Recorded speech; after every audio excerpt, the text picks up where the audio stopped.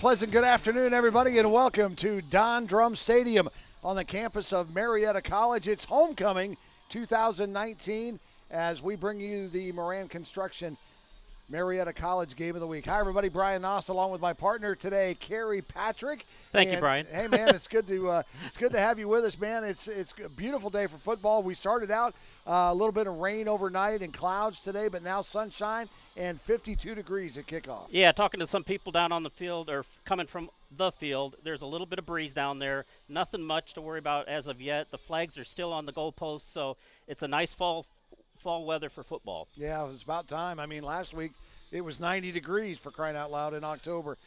So today marks the 5th week of Ohio Athletic Conference play. Marietta currently third and 3-1 overall and 2-1 in the OAC. They lost last week at Ohio Northern, had a valiant comeback, just fell short at the end. They lost 31-23. Heidelberg, they're coming off a bye week, and they're 3-1 overall, 2-1 in the OAC. So identical records here. And Heidelberg losing to Baldwin-Wallace a couple of weeks ago, 34-33 on a missed two-point conversion. Yeah, they went for a 2-point in the final minute. Direct snap to the defensive lineman, and he just missed, just short, and so they lost by a point to Baldwin-Wallace. Otherwise, they're undefeated. You're watching the Marietta College Pioneers live from Don Drum Stadium. Marietta won the toss, and they will kick off. Logan Allward will kick it off from the 35, and it's just going to be a little squib and some confusion from the Heidelberg receiving team, and there's a big pileup for it down at the 24-yard line. We'll see who has it. No signal yet from the official. Now Marietta says that Heidelberg did fall on it, so they'll take over.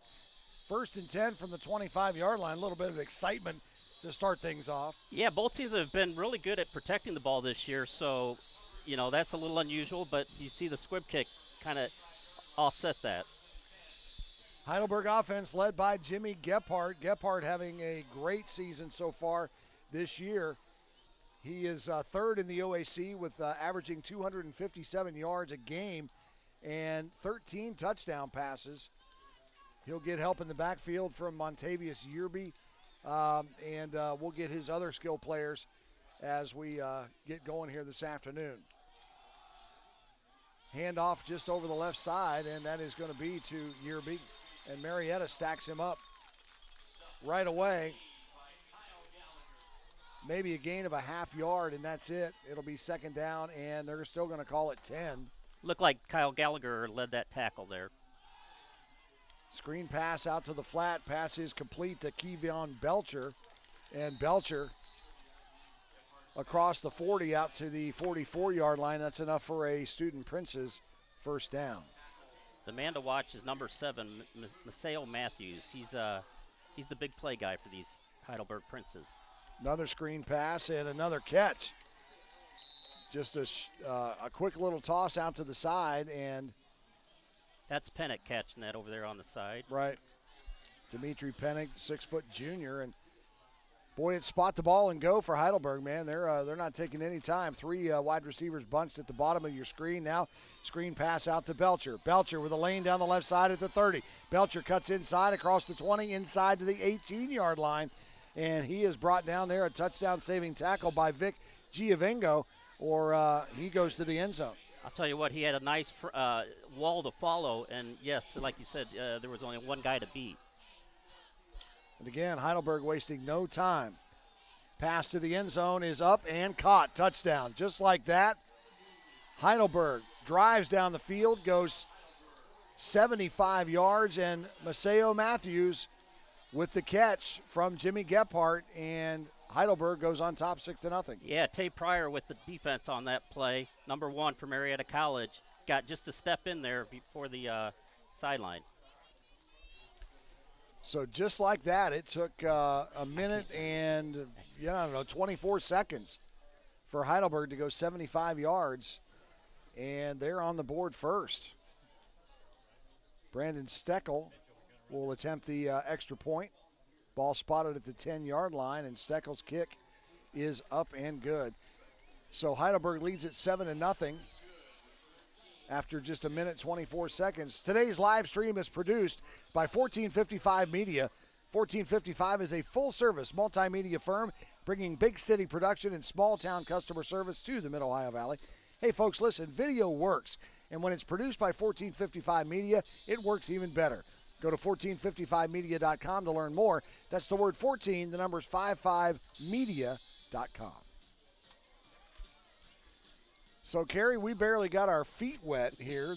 Well, Heidelberg showed what they have in their arsenal wide receiver-wise. They went to Dimitri Pennick and Kayvon Belcher right off the bat, but they used Maceo Matthews as their, as for on that touchdown there. Yeah. So, 13:36, if you're just joining us and you missed the first minute 24, then you missed that scoring drive that took very little time off the clock. And so Heidelberg now will kick off to the Pioneers. And Marietta will see if they can answer here. Line drive kick taken at the 20 by one of the up men for Marietta, and that's Vic Giovingo. He'll run it out of bounds about the 35-yard line, so Marietta with decent field position to start.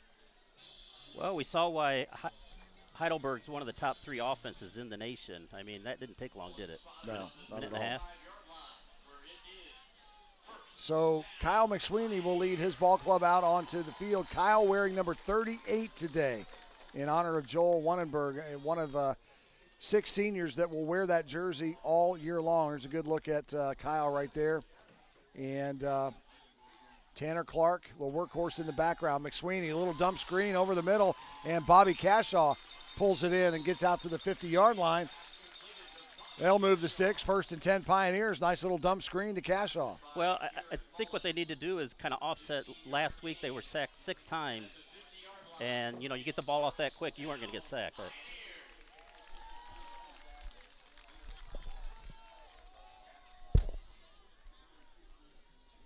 so 1st and 10 for Marietta.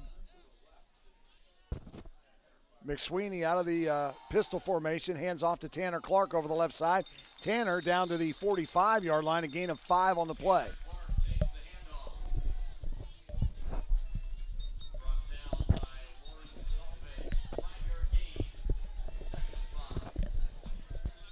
Marietta right back to it. Now they'll get the play from Allen Estep on the sideline. Plenty of time on the play clock, 22 seconds.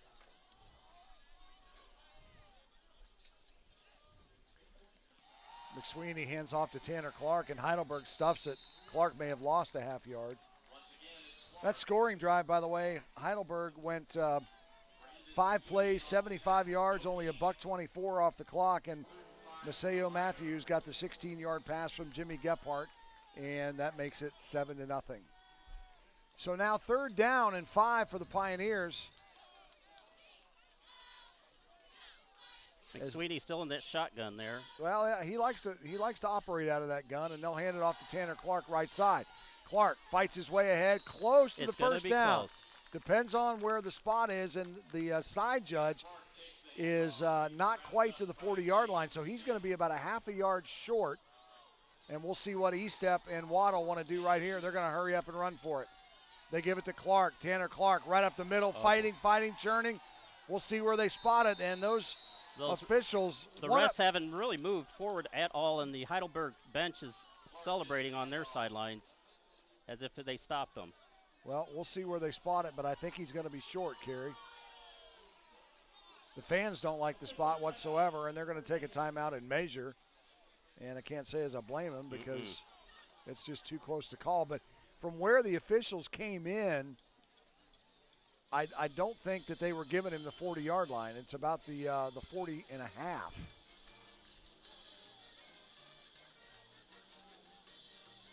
I mean, you got to like what Marietta College tried to do. I mean, not give Heidelberg any chance to set up on defense. Snap it right away. So we'll check the measurement right here. And they are going to be short. It's Heidelberg football. They're short by about a fourth of a football. Nice camera work there, guys. We appreciate that. So Marietta will turn it over on downs. And the Student Princes will take over with great field position from the 40.5-yard line.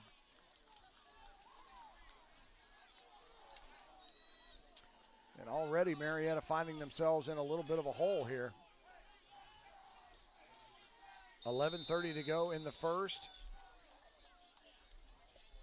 Heidelberg scored on 5 plays. Their first possession. It went 75 yards. Gephardt wants to pass. Looks left side for Maceo. Overshot him. Maceo Matthews, the intended receiver. He had a little help by Caleb Craig on that. Tay Pryor, who was beaten on the touchdown, got some safety work from Caleb Craig back there. Make it a little more difficult. So 2nd down and 10 for Heidelberg. Clock stopped on the incompletion, 11:25 to go in the first quarter. Jimmy Gephardt, the senior quarterback, 6'2", averages 257 yards a game passing. Doesn't do bad running either. Nice little option run with when you got somebody like Montavious Yerby back there as a second option.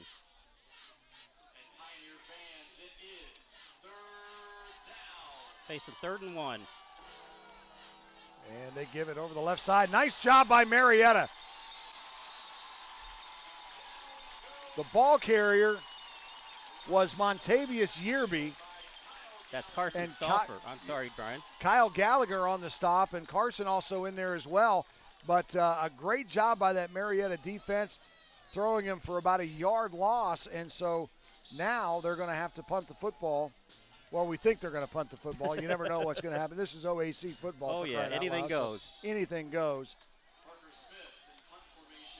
Parker Smith is doing the kicking duties. Austin Veach back on return. Rugby-style kick, and it's a good one. Veach lets it go over his head and get in the end zone. Yeah, it does. We Wow. got a nice little kick, didn't we? Yeah, we got a nice little Marietta roll there. So we will not have to worry about terrible field position. But now, all right, so things have settled down. Heidelberg's had 2 possessions. We had a big stop there on 3rd down. So let's see if we can get our act together on the offensive side of the ball and answer that early score by the Student Princes. Yeah, we only saw McSweeney throw it once on that possession, so see if they decide to open up a little more here. So 1st and 10, Marietta. The ball is at the 20-yard line. Stacked wide receivers at the top of your screen and at the bottom of your screen. McSweeney out of the pistol formation, and Tanner Clark right behind him. McSweeney, screen pass over on the left side. It is caught. Justin Bell. And Bell tosses the ball That's back. Elijah Breckbill with the tackle out of bounds. Tosses the ball back to the official. The official missed it. It rolled clear back inside the 10-yard line. Good coverage by Breckbill. So a loss of 1 on the play. Loss of 1. It'll be 2nd and 11.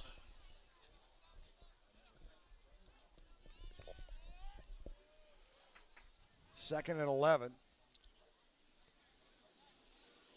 Man in motion is Giovengo, and they give it to Tanner Clark. And Clark is going to be met right at the line of scrimmage. Little extracurricular activity there from Giovengo and also from Parker Smith from Heidelberg. But It almost looks like Heidelberg's daring them, to throw it deep because they're playing 10 men in the box and 1 guy deep. yeah. So now it'll be 3rd and 10 for Marietta. 2 wide receivers bunched at the bottom, 1 in the slot. Pistol formation for McSweeney, and 2-step drop. He'll go over the middle and overshoot his intended receiver. That was Ryan Van Meter. And good coverage right there from the Student Princes, Elijah Breckbill, and 3 and out go the Pioneers. Boy, you thought they had a little momentum after that defensive stop on the other side, but 3 and out go Marietta College. Heidelberg returning 51 lettermen to this ball club. 17 starters off last year's roster. Student Princes are bringing back 8 starters on offense, 9 on defense. Bailey Sprague with the punt, and it takes a big Heidelberg kickback. Not a good punt from the sophomore out of Belpre, Ohio. He'd like to have that one back. He was pressured, though, and he had to be on the move. He had 2 or 3 coming right at him, so there was no choice but get rid of it. So 33-yard line will be the starting line of scrimmage for Heidelberg, and they're in great shape here to try and move the football. They've got some great statistical leaders on this ball club. We already mentioned Gephardt with 13 touchdowns, 14 now after that one, 257 yards a game. There's another pass and dropped. Pass is intended for Dimitri Penick. Have to be careful on those bubble passes that he's not behind the quarterback there. Brandon Short, we haven't seen him yet today, and I don't see him on the depth chart. I'm thinking maybe he's injured or whatever, but he averages 130 yards a game, right behind Tanner Clark in the OAC. That's pitch and a live football, and no, they're going to call that a forward pass. Good call by the official because that ball hit in front of Yearby as he came out of the backfield. Watch it right here, a forward pass. And so they'll call that an incomplete pass. That's a good call by the OAC crew there. Yeah, you want to call fumble, but like you said, refs were right on top of that call. Well, not to mention the fact he picked it up and started to advance it. So, so I'll take the incompletion. Yeah. 3rd and 10 now. Gephardt out of the pistol, wants to go long. He's got a man, and good coverage right there. They're going to call pass interference. The ball is intercepted, but Malik Greer, but they're going to call pass interference on Marietta, and that'll be an automatic first down for Heidelberg. Boy, it looked like such good coverage, like he's just coming over the back, but may have caught an arm or on the side, perhaps. Yeah. Get the call here from the official. Yeah. Yeah, they're going to get Tay Pryor. Tay Pryor. It's kind of climbed up the back there, but so that negates the interception and gives Heidelberg an automatic first down. The ball will be spotted at the 18-yard line. The capacity crowd here on the Marietta side today didn't like that call, and I can't say as I blame them, but who would? I mean, if you're a Marietta fan. So Gephardt now, and the sidecar is Montavious Yearby out of the shotgun. 3 wide receivers to the top, 1 to the bottom, and they give a little end-around pitch to Yearby, and Yearby gets down to the 15-yard line, and more laundry. More laundry. It looked like Marietta College had that snuffed out from the beginning with nowhere to go for Heidelberg. So offensive holding from Heidelberg, and the guilty party is Kyle Martin, sophomore. So that'll march him back 10 yards. Wouldn't you just love to have your number yelled out as the one holding? Yeah. People checking their rosters. Again, pistol formation for Jimmy Gephardt, the senior quarterback. Drops. Now he's in trouble. Now he's rolling. Still wants to throw. Now he's going to tuck it and run. He's got all kinds of room, and Gephardt will tiptoe out of bounds, get that holding yardage back, gets out of bounds at the 18-yard line, so he's back to about the original line of scrimmage. He utilizes a lot of that shoulder fake if you watch him closely. Yeah. 2nd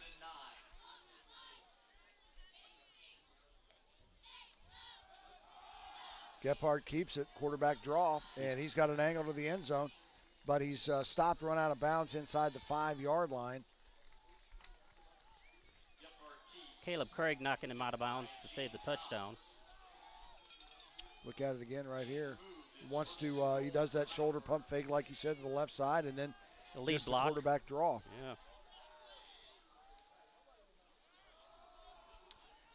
Yeah. And easy 6 for Heidelberg.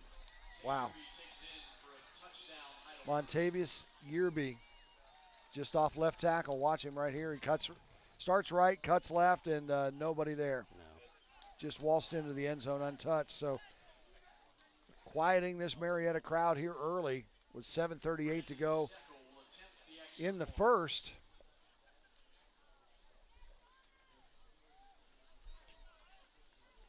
Brandon Steckel will try to make it 14-0. And he does. Marietta Health and Wellness Center is the chiropractic specialist for the Marietta Pioneers. They provide chiropractic care as well as physical and massage therapies to the Marietta College community. With a convenient location, a half a block from campus, and same-day appointments available, Marietta Health and Wellness has your back. They are proud to be a part of the Marietta College internship program and want to wish the Pioneers good luck this season. That was Montavious completing a 33-yard, minute and 14-second touchdown drive with a 4-yard run. Yeah. 14-0 with 7.5 minutes still in the first quarter. So, you knew this would be a tough ball game. I mean, Marietta last year at Heidelberg beat the Student Princes. Tanner Clark scored with about a minute and 19 seconds left in that ball game. And Marietta beat Heidelberg last year. But, Heidelberg, a very good football team this year, both with, again, identical records. They come in at 3-1, and they come in at 2-1 in the OAC, both of them. So, it was. And having that extra week to prepare, who knows if that helps. Marietta coming off a tough loss last week at Ohio Northern, so Tanner Clark will get the kick and get it up to about the 30-yard line where he's run out of bounds. So Marietta has their work cut out for him here as they trail by 14 here in the first quarter. 7:30 to go in the first quarter. Brian Austin, Kerry Patrick bringing you Marietta College football, courtesy of 1455 Media, pioneers.marietta.edu. And if you're watching on Facebook, wherever you might be watching, we are very glad to have you along with us.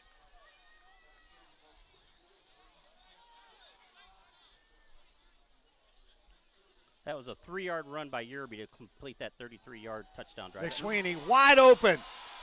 Gage Giovingo is off to the races. Giovingo at the 30. Cuts inside the 25 down to the 21-yard line. I don't know how he got that open. Somebody missed him and Well, let's see if we can figure it out right here. No, it was just blown coverage. Yeah, blown coverage.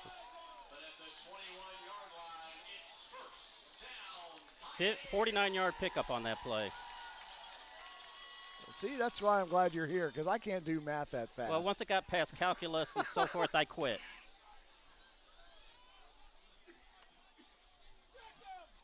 First and 10, Marietta.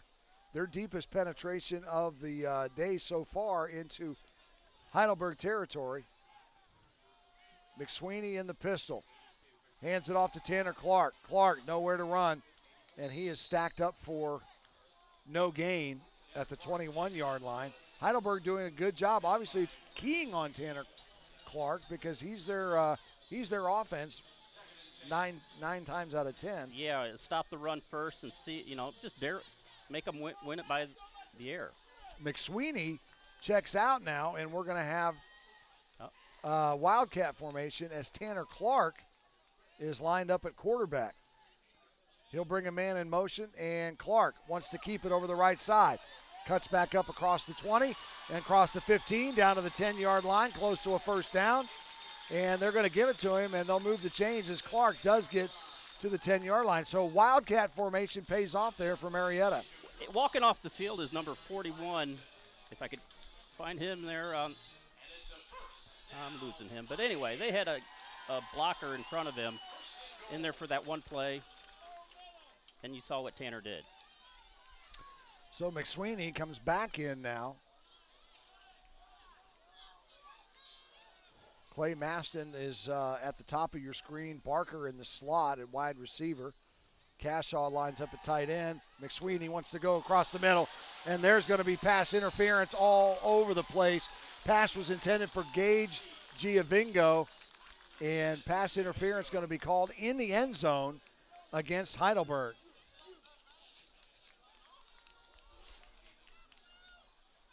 So now they're going to try and determine, was it in the end zone or was it before the pass was thrown. That's always the dreaded, before the ball was thrown, is it a hold, whatever.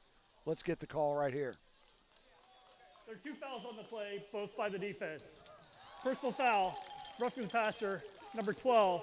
That penalty is declined. Pass interference, number 15. The ball will be placed at the spot of the foul. Automatic first down.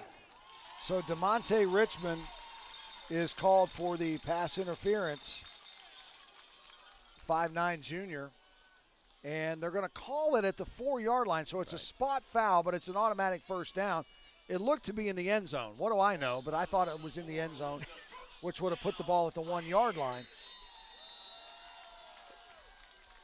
So now McSweeney is going to go under center. The line of scrimmage is the 4-yard line. So first and goal from the 4. He'll put James Knox, or rather Justin Bell in motion. And boy, Tanner Clark is Heidelberg just doing a great job on that left side of the line. They're picking on the left side of the Pioneers line. I'm sure we haven't seen the last of that Wildcat today.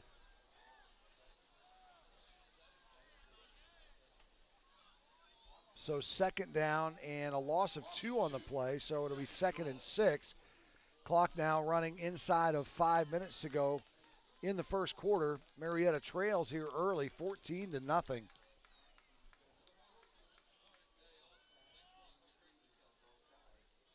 Kyle McSweeney again, pistol formation.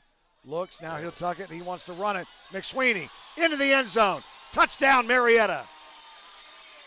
Nice eyes by Kyle McSweeney because he dropped back. He was looking for somebody to throw and had nobody, so he turned it into a quarterback draw, and he goes in from 6 yards out. Yeah, all his options were taken away, so he saw the little gap. Here we see it on the replay. Patient, nobody. I'm just going to run. So officially 6 yards out, but he actually ran it in from the 11. And so Marietta gets on the board. And the kick is going to be blocked by Heidelberg, and they're still fighting for it. Marietta's got them wrapped up, so that'll be that. But again, a really good job by that Heidelberg line as they are creating havoc for the Marietta offensive line. They're getting in the backfield. They're causing them to rush or causing block kicks or causing losses in the running game. Just a little chaos, creating a little chaos. And Marietta's got some adjustments to make. Yeah, but they scored. That's the major issue. I mean, you don't want to end the first quarter on a shutout. As the first permanent settlement in the Northwest Territory, Marietta is rightfully proud of its place in American history. Our pioneer spirit runs deep, and we love sharing our story with visitors. Unique shops and restaurants line our quaint streets and provide a scenic backdrop for our growing arts community and nationally known events. Our outdoor adventures are top-notch. With our many comfortable hotels, Marietta is a great place to live and visit. Learn more at mariettaohio.org. Just to recap that drive, only took 2 minutes and 48 seconds off the clock. Kyle McSweeney, 4-yard touchdown run to complete a 70-yard drive. I am so impressed. You did that before Jeff Shalley got us you think I can take his job? What, Shalley's? I don't want it. I don't want it. Okay, all right. Kick taken at the 4-yard line. And kind of a scrum there across the 20 out to the 23. No, Jeff does a heck of a job here at Marietta College. I'm telling you what, that guy. He's spot on. He has us so prepared when we come in here each and every. We may not sound like it, but he does all of his homework. That's up to us. But man, he sends game notes. He sends rosters. He sends injury updates. He sends all kinds of statistics and things for us. So, man, best SID in the business that I've ever worked with is Jeff Shalley, and he's right here in our hometown of Marietta, Ohio. So appreciate him a lot. 1st and 10 for the Student Princes, 4:31 to go in the first. Brian Nost and Kerry Patrick broadcasting Pioneer College football. Little dump screen off to the right side. Pass is complete from Gephardt. And hauling that one in is Nick Kofer. That's a new receiver that we've seen out of that crew. 2nd and 5 as he gains 5 on the play. Gephardt. in trouble, wants to throw. Now he's going to be stacked, and now he'll try to throw it out of bounds. But no, the official's going to say he was in the grasp, and so they're going to call that a sack.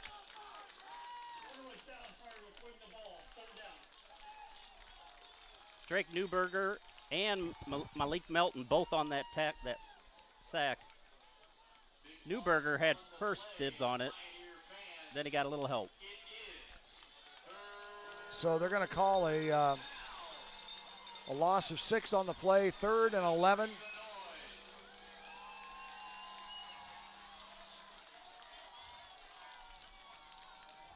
Gephardt out of the pistol, blitz coming. Student Princess pick it up, wide open receiver, in and out of the hands, intended for number 4, Dimitri Pennick. Pennick was wide open. And I think he saw touchdown in his sights. yeah. Well, the ball was a tad behind him. Right. If you look here, watch on the replay, Gephardt lets one fly, and he has to turn around. Sure. So it was a little bit behind him, but he had Tay Pryor beat, and he's Pryor's been struggling here today so far. So he had Pryor beat. I'm sure that has to do some good for Tay because, like you said, he had a rough first couple series. Yeah, he did. So Marietta with the stop here, and it will force Heidelberg to punt, and wow, what a punt. My goodness. And it is going to be downed at the 22-yard line. We got a 56-yard punt. Wow, that's a boomer. That is a boomer. So a lot of action here in this first quarter. 3:19 still left on the clock. Marietta will take over on their own 22-yard line, trailing 14-6 here early.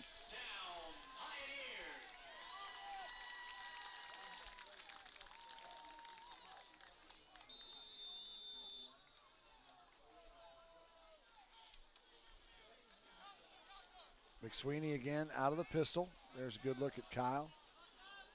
Wearing number 38 in honor of Joel Wannenberg. Would have been a senior this year. Tragically passed away a couple of years ago. You guys know that story. Tanner Clark tries to turn the corner. He'll fall ahead for only a couple. It'll be 2nd down and 8. A couple over the right side. Taken down by Barry Middleton. Barry Middleton on the tackle. Actually, there were a couple guys there for just in case he missed. 2nd and 8. In addition to homecoming festivities today, the 1969 football team is going to be honored. It's the 50th anniversary of one of Marietta's all-time greatest football teams. 1969 Pioneers, coached by Hall of Famer Joe McDaniel.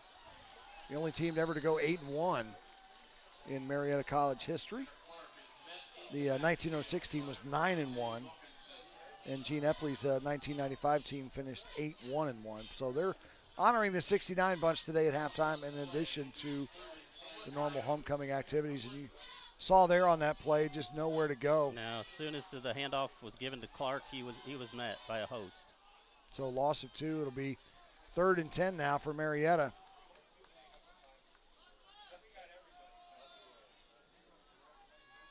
Man in motion.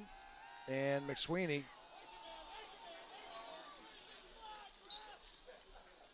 Pass was intended for Robert Nelson, and it was just way out of bounds. I think McSweeney lost the handle on that. It kind of looked like a wounded duck when he let it go. He's looking for Nelson all the way. All the way, number one out. Yeah, I think it just slipped out of his hands because he's a lot more accurate than that. So Bailey Sprague will come in to do the punting. Bailey, the 6'1 sophomore from Belpre, Ohio. You know, we talk about nice to see local flavor on this Marietta team. Tanner Clark included from Caldwell. Caldwell, yeah. Messiah Matthews and Sprague again. Oh, no. I don't know if that one was partially blocked or what, but Bailey here 2 or 3 weeks ago, the OAC Special Teams Player of the Week, has had 2 punts not go his way right off the bat in this first quarter, and you're allowing Heidelberg to get excellent field position. And that was not blocked. It was just a miss hit And we're going to give him 13 yards on that punt. So that field position battle still kind of in Heidelberg's favor a little bit.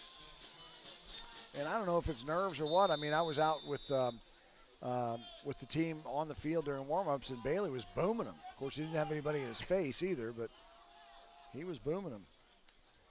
Gephardt out of the gun, fakes the pitch, wants to run, and Marietta does a good job of stacking him up for about a yard loss on the play. It'll be 2nd and 11. It'll be interesting to see if they revert back to that first series where they utilized their 3 wideouts. We haven't really seen that since the first and second series. Well, we're about to, because they're going to line 3 up on the near side of the field, and they'll have 1 at the top of the screen. So there's your bunch formation just outside the hash. Gephardt working out of the pistol. Straight drop. Wants to go long, and he's in trouble.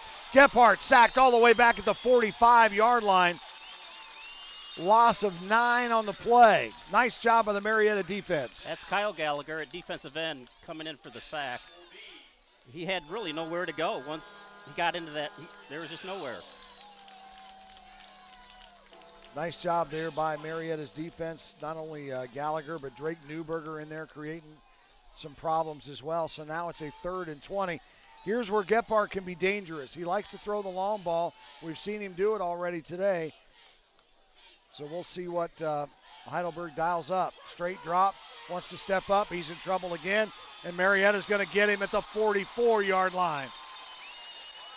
So a gain of 1, and a great job by Marietta's defense stepping up. Well, and that takes so much pressure off those defensive backs, you know, when they're getting that kind of penetration, because they're not having to go one-on-one downfield with them every single time.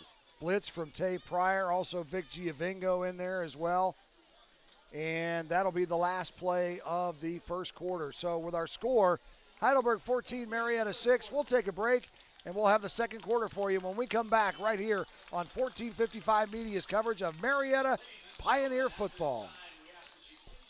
Have you heard what happened to those with curious minds?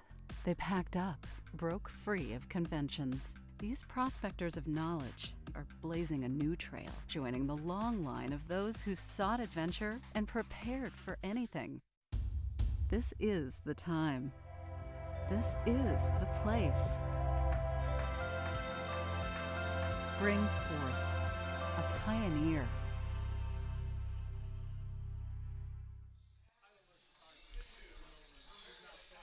Welcome back to Don Drum Stadium on the campus of Marietta College. 1455 Media's coverage of Marietta College Pioneer football. Entering the second quarter here, Marietta trails at 14-6. But a great defensive stand by the Pioneers have forced Heidelberg into a punting situation. Veach is back. It hit a Pioneer player. Yeah, hit a Pioneer player. And Troy Pontius, Johnny on the spot to fall on it. Otherwise, that's a live football. I think he cleaned up his own mess on that one. Yeah.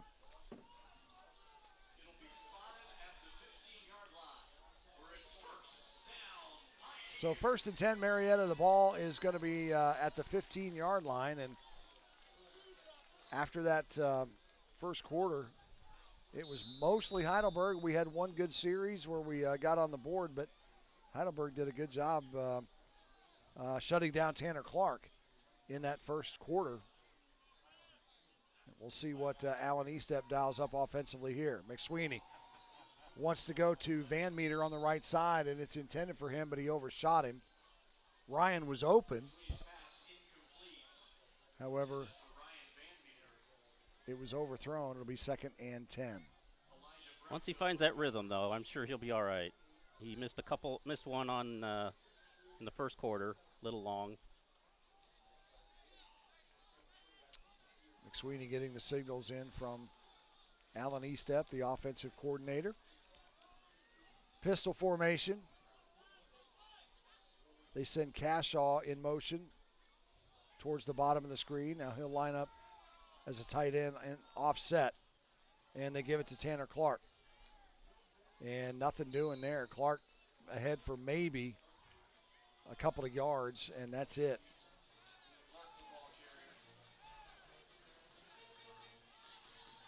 Heidelberg across that line, 260, 270, 220. They play a 3-4, and they are doing a good job penetrating and not giving Clark lanes to run in like we are accustomed to seeing. So now 3rd and 7. Giovingo in motion. They want to go to Barker over the middle. They got him. Andrew Barker catches it at the 40-yard line and is brought down at the 44.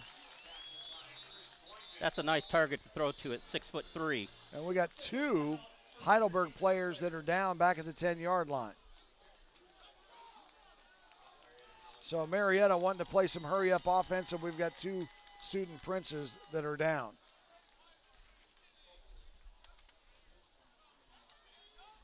And while they're tending to them, I will let you know that 1455 Sports is happy to announce our partnership with Marietta College Athletics.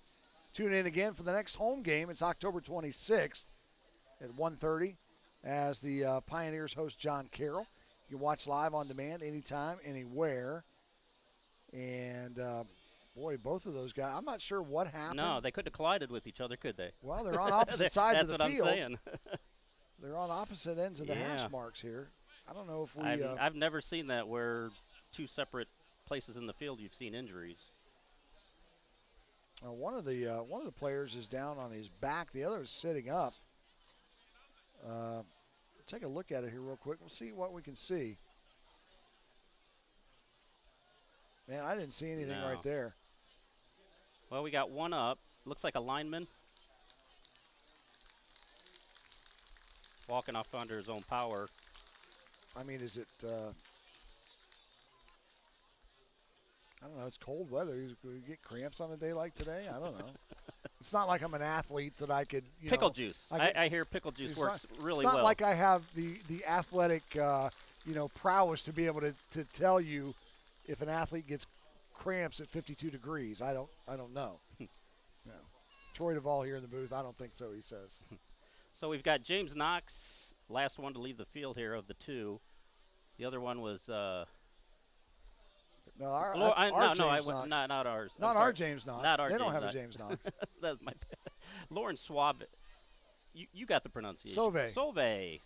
Looks like Suave, right? Yeah, sometimes Suave, Sauve.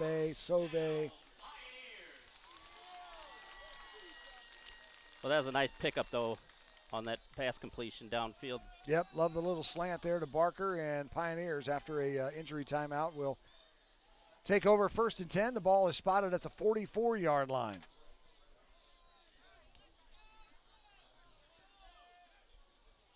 McSweeney wants to throw. Under some pressure now, he'll roll. Kyle McSweeney just get out of bounds at the 45-yard line. He'll gain 1 on the play. I was just hoping there wasn't going to be a laundry, like you said, for holding or anything like that. Yeah, when it takes long to develop like that, that's what you look for. 2nd and 9 as McSweeney picked up 1 on the scramble.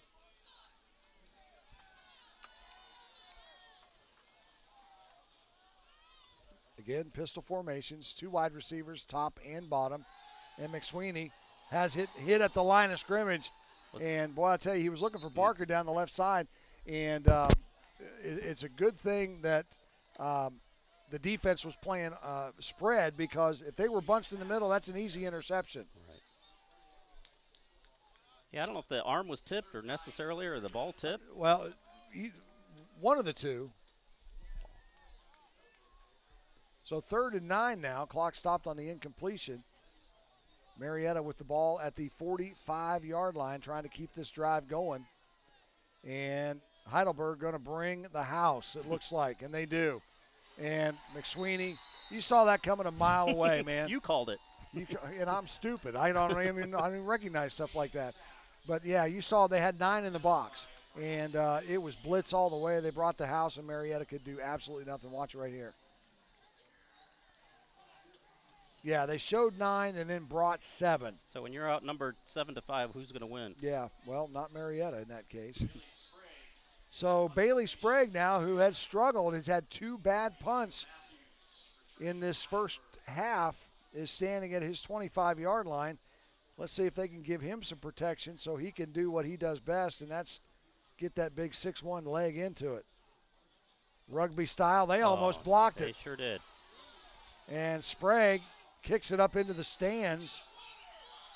It'll be interesting to see how far that sideline judge walks back towards Marietta's side. And Sprague is having all kinds of trouble this afternoon.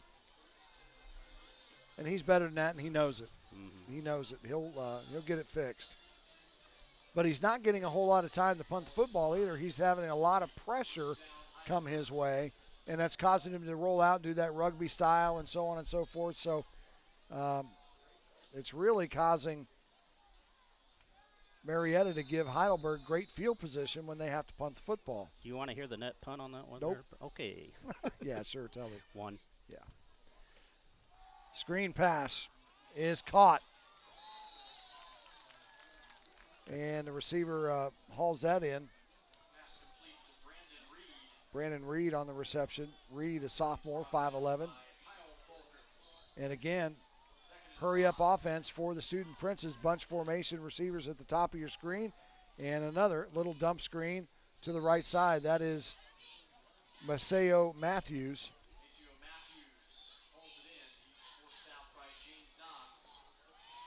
James Knox on the coverage. Someone else different than Tay on Maceo. Another screen pass, this time to the left side, and that is caught by Brandon Reed again. So much similar to the first drive we saw from Heidelberg. They're not stopping. They're not breathing. They're just moving the ball. That first drive went 5 plays, 75 yards, and now they hand it off up the middle to the running back, Yearby. Yearby dancing and diving and gets inside the 20-yard line down to about the 18, and he's going to be close to a first down. Yeah, they've switched assignments on Maceo Matthews, who scored that first touchdown. We now have number 3 for Marietta College, James Knox. Yearby up the middle, and that'll be enough for a first down. But if you run it, I guess it doesn't matter, does it? No.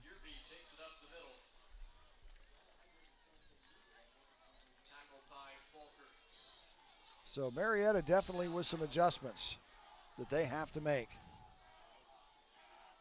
or they're going to be in for a long afternoon on this homecoming 2019. And there's an adjustment by the offense and a touchdown for Heidelberg, and it was just like no big deal. Well, Tay Pryor fell down on the coverage, and that left the receiver wide open. Kevion Belcher with the reception, and just like that, watch it right here, pump fake. You can see Tay down on the ground on his knees, and he was beat.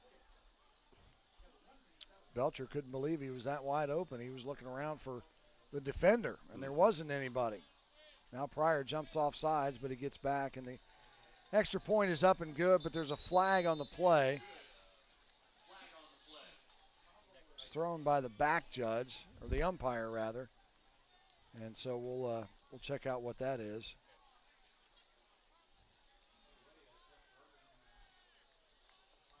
It's going to be against Marietta.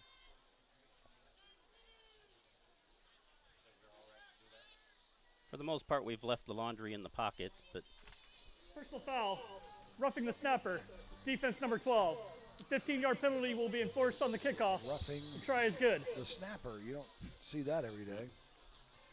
Hey, you know, folks, every family has a box of old home videotapes sitting around, but how many even have a VHS or cassette player anymore? Well, Marietta Media Transfer can help you access these precious memories and preserve them in a digital format. October special is $10 per transfer when you have 5 or more tapes, films, or DVDs to transfer.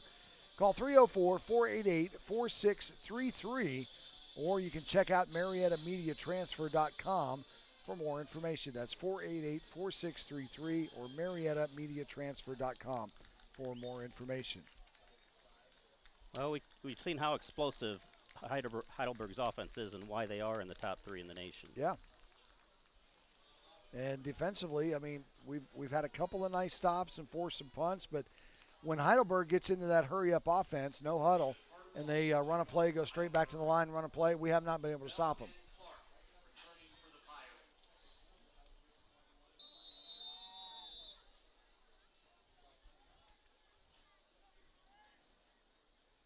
Gephardt now with 15 touchdown passes opposed to 1 interception this year. David Harbaugh doing the kicking duties for Heidelberg, and Harbaugh puts a foot into it.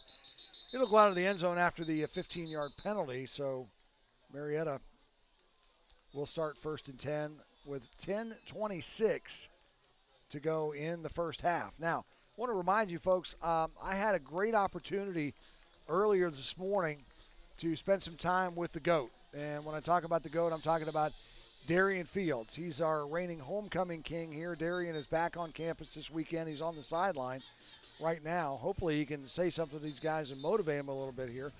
But I had a good opportunity to spend some time with him, and you will see that interview coming up with Darian at the half. There he is right there. All-time leading passer, the GOAT. He holds every quarterback record that Marietta has, and he is back in town today for homecoming. He will pass the crown coming up here at halftime. But just love that kid, man, and he has gone through some major, major adversity. If you don't know his story, make sure you tune in at halftime and listen to what's been going on in Darian Fields' life the last year or so. I know Tanner Clark must be frustrated. You know, he hasn't broken away for that big gain yet. You're hoping it happens soon. Yeah. Sooner than later. Well, they're doing a good job of keying on him. You know, I don't know what he's got yardage-wise so far in this ball game. He's only got 22 net yards. McSweeney, pass over the middle is caught. That's Ryan Van Meter, the senior wide receiver. Just to recap that last drive, Kayvon Belcher, 16-yard pass from Jimmy Gephardt. 6 plays, 40 yards, took a minute 46, and puts Heidelberg up 21-6. Ouch. First down for the Pioneers on the completion to Van Meter from Petersburg High School in West Virginia. Another pass over the middle, and no flag. Oh. Van Meter wanted a pass interference, but the official said, Coverage there of Elijah Breckbill, and pretty good coverage. Pretty good. 2nd and 10. Marietta trailing at 21-6 on this homecoming Saturday. 2nd and 10 Pirates. Beautiful sunshiny day for football. Didn't start out that way. It was cold and windy and cloudy, and sun broke through about 12:15 this afternoon, and it's a beautiful day for football right now. McSweeney takes a shot. There's nothing illegal about that hit, but it was a good clean play. Getting the pressure for Heidelberg on that on McSweeney was Zachary Blackiston. Yep, brought the blitz over the right side and laid McSweeney out, but Kyle bounced right back up. So now 3rd and 10 for Marietta. Ryan Van Meter goes in motion, and McSweeney wants to throw. He looks for Van Meter and has him. There's a flag on the play, and Van Meter's still on his feet at the 49. Let's wait and see what the flag is. It may be a hold. Or a legal man downfield. Nope, they're pointing Heidelberg's way. It may be, I want to say, a hold on Heidelberg's defensive back. Mm-hmm. We'll wait and get the call right here from the official. Pass interference. Offense number 87. 15 yards from the previous spot. Replay 3rd down. We were all wrong on that one. Yeah, weren't we? well, that's not surprising. That's why we're up here. They called it on Robert Nelson. gonna see if we can see it there. I don't know if we have that or not, but I think Nelson. Nelson is out in front of Van Meter. Right there he is, 87. I'm not sure what he did. Oh, he set a pick. He set a pick, and that's a no-no. You can't do that. Which is stupid, I think, in high school, college, NFL. That's good blocking. It's good blocking. But what do I know? McSweeney lets it fly, and he way overshoots his intended receiver, Bobby Cashaw. And Cashaw not happy on the far side. He's looking for a flag, looking for a hold. He's not going to get it, especially not in front of the Heidelberg bench. So now 4th and 25.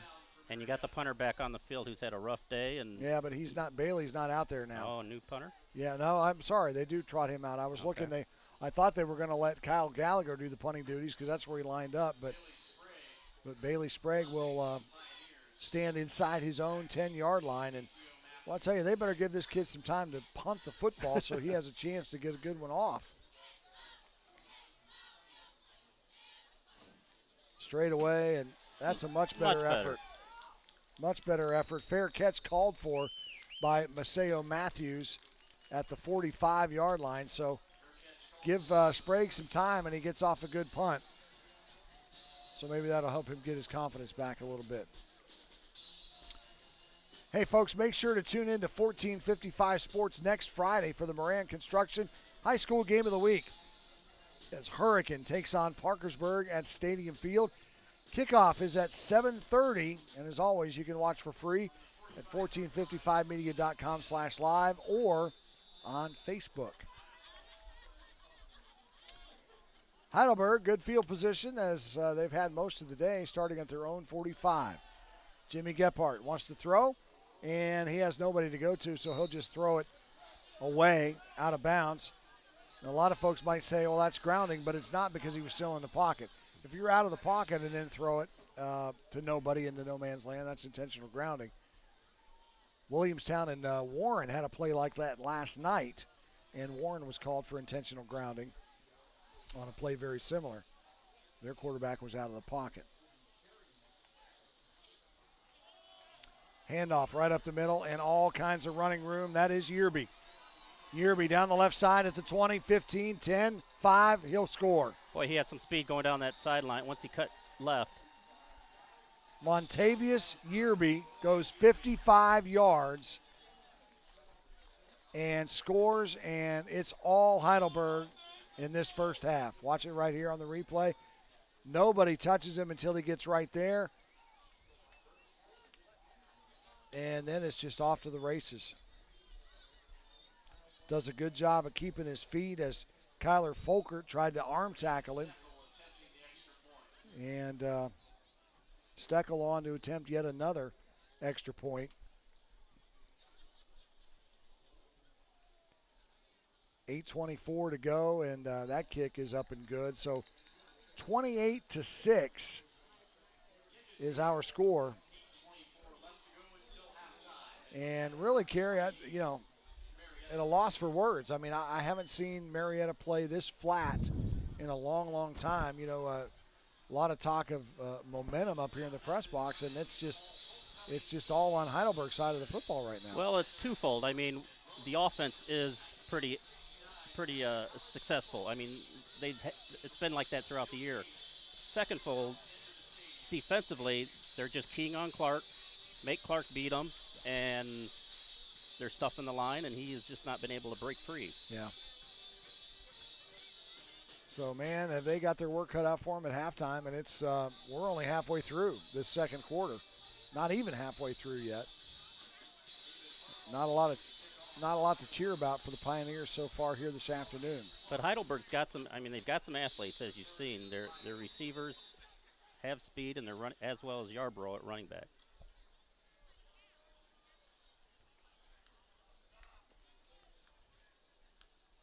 Justin Bell back deep for Marietta and Tanner Clark. And they're going to kick it to one of the up guys, taking it the 40-yard line. That's Marcellus Blake retrieving that for Marietta College. Give him a little advantage there on the field. I mean, they've been fighting from behind within their own 30, 20. Where's that stat sheet that you had earlier that had the first quarter stats? I was just looking to see, into the second quarter after that last scoring drive, and we'll get an update here in just a second. Right here it comes. I wanted to look and see where Tanner Clark is, but he's had 12 carries for 23 yards. So they're doing a good job on him, and a nice job over the middle slant pattern with the football is Clay Maston, and Maston across the 15 to the 13-yard line. Big-time gain for Marietta, first down. That slants worked beautiful for him on several occasions. Well, they need to keep going back to it. Broken coverage there on Heidelberg's defense. Elijah Breckbill just got left out in no man's land. And so a huge gain for Marietta as they get down into the red zone. Wholesale changes, and there's going to be flags everywhere. Free play for Marietta and a touchdown. That goes to Robert Nelson. And offside, they're going to call offsides on Heidelberg because they had the whole team was they were shifting the entire defense. Kyle McSweeney saw it. Johnny on the spot snapped the football, and Marietta will obviously decline this penalty. Unless you're given an opportunity. Oh, they're going to, yeah, it's a touchdown. I know you're given an opportunity. If one team subs, the other team's allowed to sub the offense.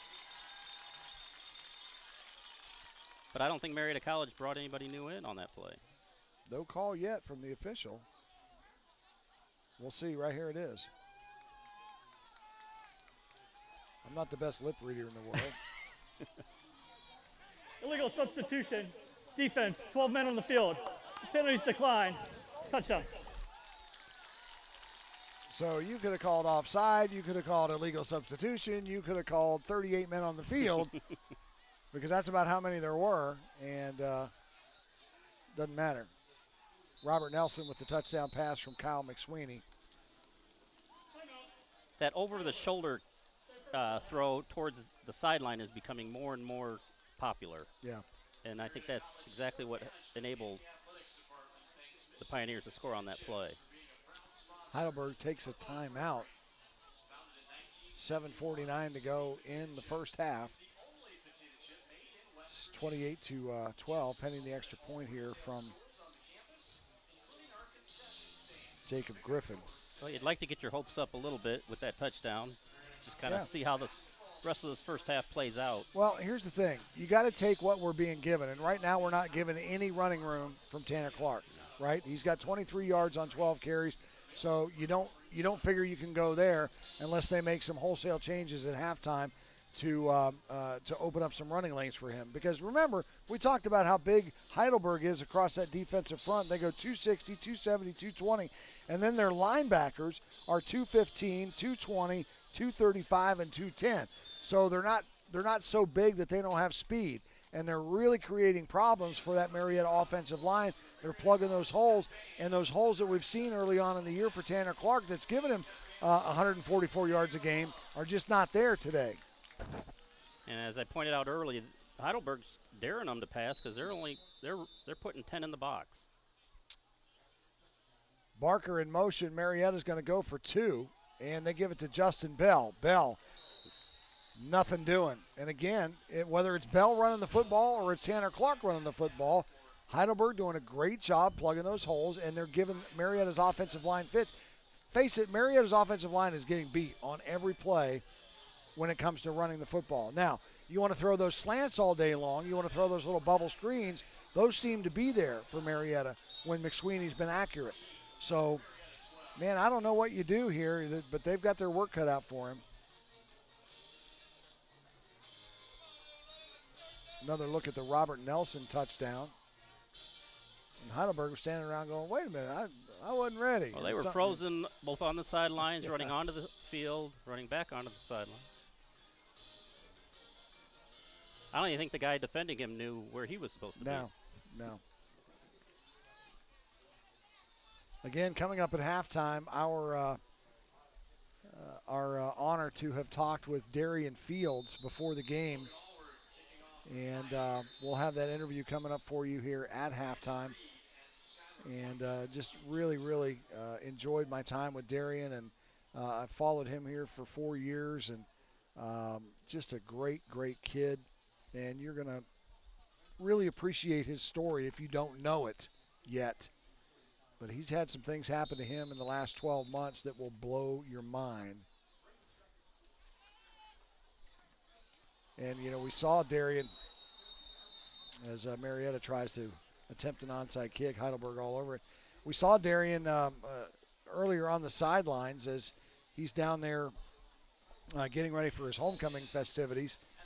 But we saw him coaching up the kids on the sidelines. He's down there barking at them, and you see him right there behind the bench on the wide shot. You can just see the top of his head. But he's carrying his Pioneer crown in his right hand. Maybe you can get a shot of that here in a second after this first play. But he's getting ready to turn over the crown at halftime. And we'll talk to him here coming up in just a little while.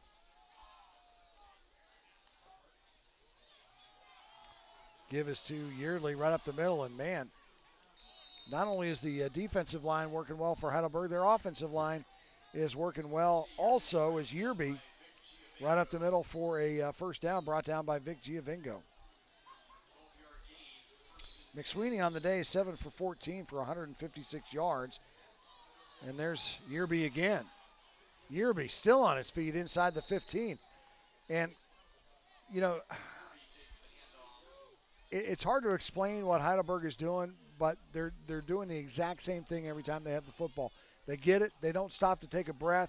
They spot the ball, and they go. And they give it to Yearby again. Yearby slips in the backfield, and he'll still get inside the 10-yard line. But they're not stopping to let Marietta get set. They're not letting Marietta substitute. They're not letting them take a breather. They are just moving the ball at will down the field. And when you see some of your top-tier Division I teams, that's what they do. The Oregons, that's where their success was for years. Well, that's how Rich Rod used to work, in West Virginia. It was spot the ball, right? Exactly. It was spot the ball and go. And that's the definition of a hurry-up offense. I think Ohio State's kind of pretty much that's their bread and butter now. So 3rd and 8. They can get a first down. The line of scrimmage is the 11. They need to get to the 3.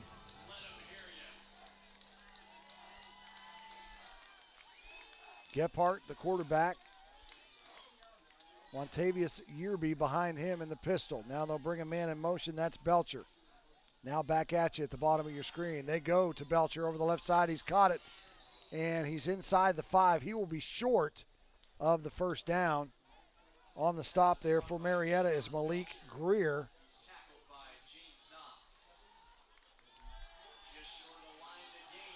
We got 4th and 1.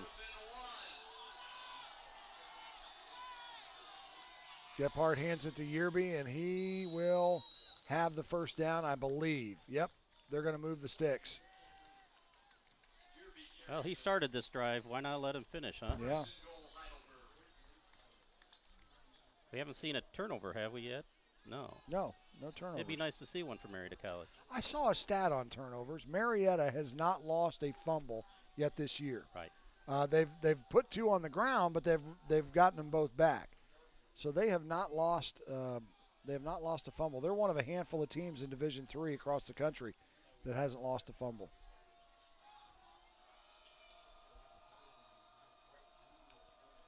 Gephardt, little dump screen or dump pass over the middle is incomplete. Pass falls incomplete. It's intended for Nick Kofer. Kofer, the intended receiver. And the pass just a little bit too tall.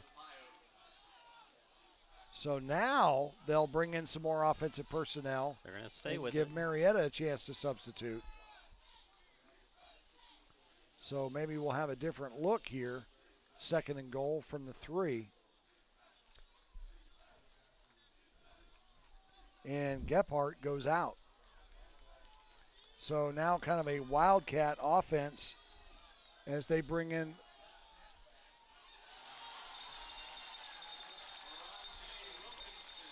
Verdante Wilkinson with the carry, and a good job by Marietta stacking him up. Well, they're not satisfied with the field goal at this point.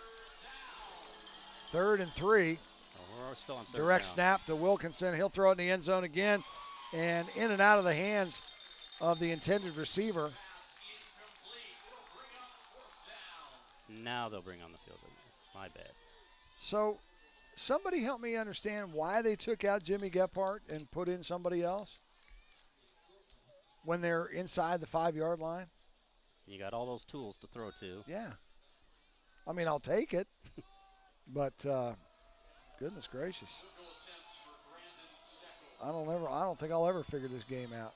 Steckel, 20-yard field goal attempt. Ball will be spotted at the 10-yard line out of the hold of Trevor Harrison Rawn. And the kick is up and good.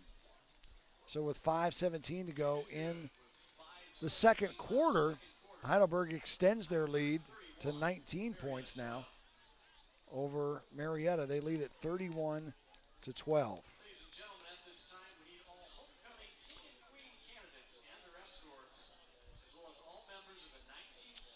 Homecoming festivities here this afternoon at Don Drum. Also, they are honoring the 1969 football team that went 8-1. It's the 50th anniversary of that team. And so they will honor those guys at halftime. Also, they will crown a new king and a new queen. Last year's king, of course, Darian, and last year's queen was the queen of the hardwood, Joe Hurd Middlebrooks from the women's basketball team. You know what they should do, Brian? Tell me. Put the home side on the other side, or turn the stadium around so the home side's in the sun. Spectators. Well, I'm just looking at the fans' sake. Yeah, but here's the thing. Heidelberg is looking into the sun. There you go. So I don't want that. But who's my warmer? eyes. Who's warmer at this point? You know, you got to dress for it, man. You got to dress for it. I'm from the Midwest. I do. By the way, the best dressed color commentator in the booth today is Kerry Patrick. He's got a coat and tie on, and he's looking mighty sharp. Justin Bell on the return for Marietta takes up over the 30, and they'll mark him down at the 33.5-yard line. So Marietta with 5:11 to go in this first half will try and answer the 20-yard field goal from Heidelberg and put some points on the board. Well, when the ladies at work asked me about color commentating, they said, "Will you be on TV?" I said, "No, the football players will be on TV." So right. I think they wanted to see me. And listen, I got to say this: our director, Mitch Owen, worked really, really hard to get us on TV today because he had a camera up here, and then we're going to do pregame and all that stuff. But I told him, and yeah, we've got our nice little 1455 Sports backdrop up here.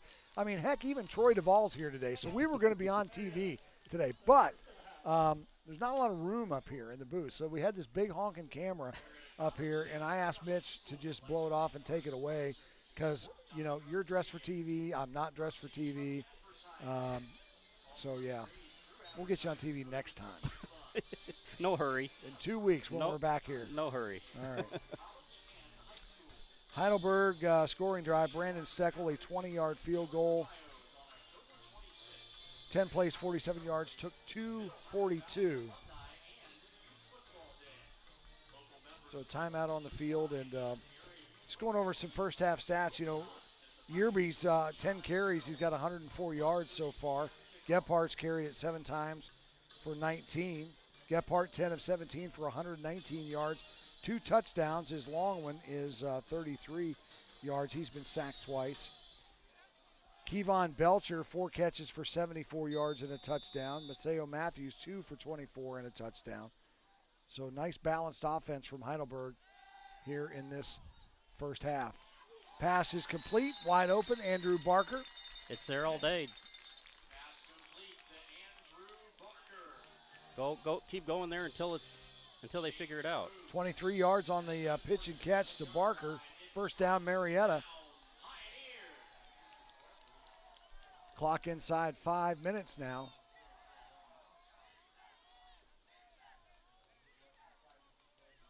Plenty of time on the play clock at 15 seconds. McSweeney in the pistol. Looks right, throws right. Robert Nelson catch. First down, Marietta. So the ghost of Darian Fields getting into Kyle McSweeney a little bit as he's throwing the football around a little bit and moving it. And a hurry-up offense now out of the shotgun. McSweeney wants to throw under pressure. He dumps it off, and it's caught by Giovingo. Short gain there. You know, as much as they've shut down Tanner Clark running the ball, why not just release him out of the backfield for a nice little screen, just get him going? And they've done that. I mean, they've done that in the past, for so sure. We haven't seen it today.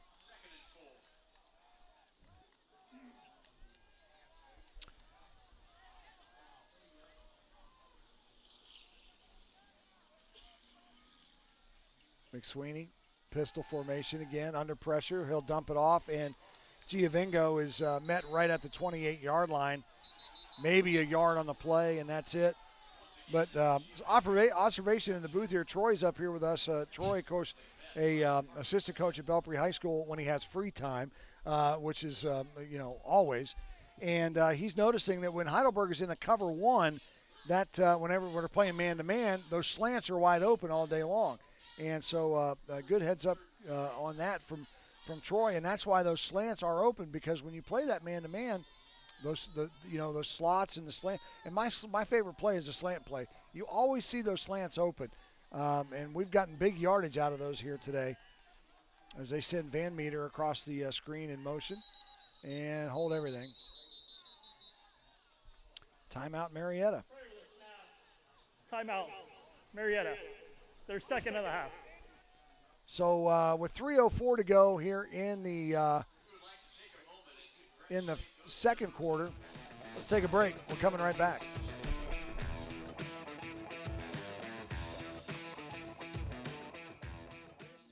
The one-stop shop for all your printing, signage, and marketing needs. Sir Speedy's print, sign, and marketing services have you covered, whether it's banners, business cards, building signs, trade show displays, yard signs, promotional products, and so much more. With our state-of-the-art equipment, no job is too big or too small. And with Sir Speedy's online services, you can request a quote, send files, and place orders right from your desktop. Sir Speedy's got you covered. Visit us on Emerson Avenue or SirSpeedyWV.com. Back at Don Drum Stadium here on the campus of Marietta College. Beautiful Saturday afternoon for homecoming football here in the Pioneer City, but Marietta not having a very good day so far. 31-12 is our score. However, they are knocking on the door here inside the 30-yard line. It's 3rd and 4 from the 28. Bunch formation for the Pioneers at the bottom of your screen. McSweeney wants to throw, and a nice little dump pass to Ryan Van Meter across the 20. That's a first down, Marietta, and the Pioneers keep the drive alive. Credit that last play to the GOAT, because he was in the timeout huddle there on the field. Maybe adding his 5 cents or 2 or whatever you call that. 2 cents. 2 cents worth? Yeah, I go higher. And you're the sports writer. I have time to think. Yeah, you're retired. I got you out of retirement for this gig. Clock running, 2:35 to go in the first half, and the Pioneers inside the red zone. McSweeney lost the snap, and he's going to lose about 4 yards on the play as well. It's lucky his knee didn't go down. We were just talking about the fumbles. They haven't lost one all year. That would probably be counted as number 3 dropped. Yeah, they put 3 on the ground, but they've recovered all of them. Correct. So that's a momentum killer. You don't necessarily like to see that when they're moving the football, but we'll see if we can right the ship here and put some points on the board before halftime inside 2 minutes. McSweeney now wants to throw over the top, and he's got his man. Touchdown. That is Andrew Barker.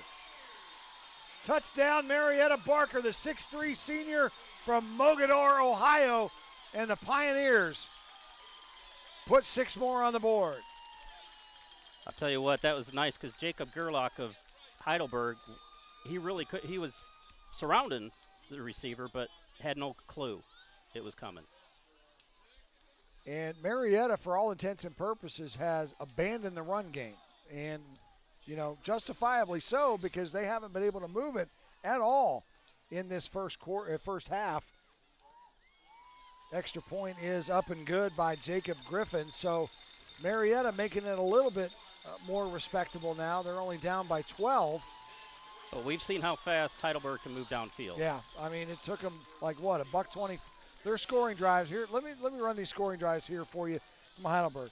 Minute 24, minute 14, 2:56. I'm sorry. Minute 24, minute 14, 1:46, 16 seconds, and 2:32. So their longest time of possession in a scoring drive today is 2 minutes and 32 seconds. Now, with $1:49 on the clock, do you think they can score? I think they've got a good chance. With what? One timeout? Oh, 2 timeouts, excuse me, remaining. There's a good look at Darian. On the side's got his shades on, got the sash on. Like I said, he gets into the huddle on timeouts there on the field. He's all over the place. Check out this pass that Andrew Barker goes up and pulls it in. Nice job from number 88, 6'3", and pulls it down for the touchdown. Now Heidelberg on the return.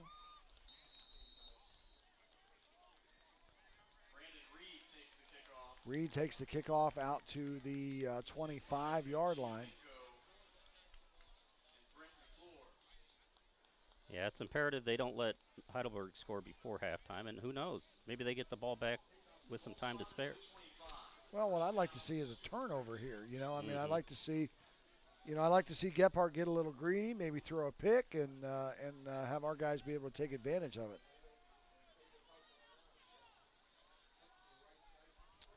Three wide receivers split at the bottom of your screen, one at the top. Gephardt, straight drop. Looks left. Now he's in trouble. He's going to roll to the right. There's going to be a holding call, so whatever happens here is coming back.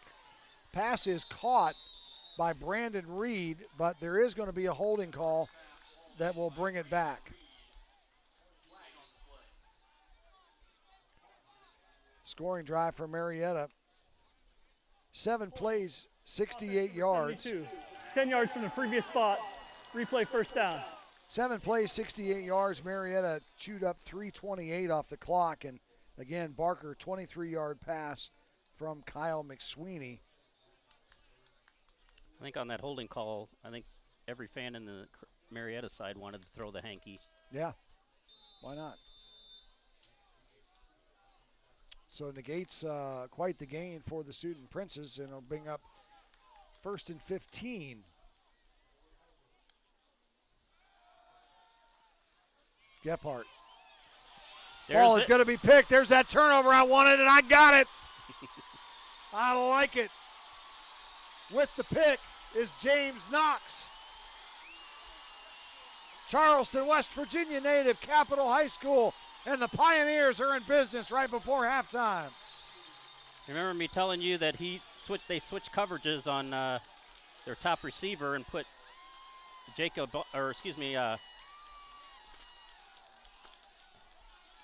put James Knox on him. So Knox stepped out of bounds at the 15-yard line, so Pioneers will have it. 1st and 10 from the 15. They've got a $1.07 and 1 timeout. Boy, I'd like to see us get 6 here before the halftime. Tanner Clark behind McSweeney. Now they'll bring Giavengo in motion. And they give it to Tanner. And nothing doing. They've stopped the run all day, and they stopped it again. Clark will get a yard. Clock continues to run. Slow people getting up off the pile. The clock is still running inside 50 seconds. Marietta has 1 timeout to burn. Fans want them to hustle. Now down to 40 seconds. McSweeney looking for the play call. Now he's got it. Shotgun, pass, end zone, incomplete. Intended for Robert Nelson. Tipped away just there at the very end. Jaden Stanton on the coverage for Heidelberg. Clock stops on the incompletion at 31.4.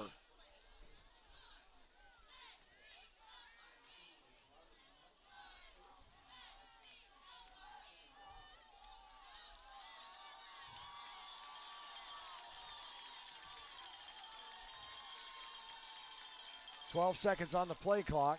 McSweeney gets the call from his offensive coordinator, Alan Estep. Shotgun formation. Snap. McSweeney wide open. Touchdown, Ryan Van Meter. Touchdown, Pioneers. Blown coverage in the secondary allowed Van Meter to have 4 steps on his defender. He was all alone in the left corner of the end zone, and Ryan Van Meter, watch it right here. Patience, little lob pass, touchdown, Marietta. Did you see how long McSweeney stayed in that pocket, though? He knew he was going to get hit at the end, but he stayed in there just long enough to get rid of it. Garrett Mullet got beat, the senior defensive back, and just like that, Marietta puts 6 more on the board, and again, that pressure from Heidelberg's defensive line has blocked another one.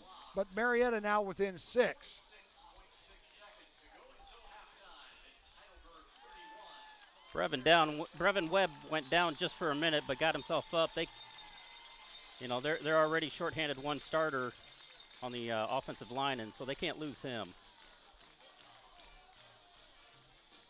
Another look at it again here.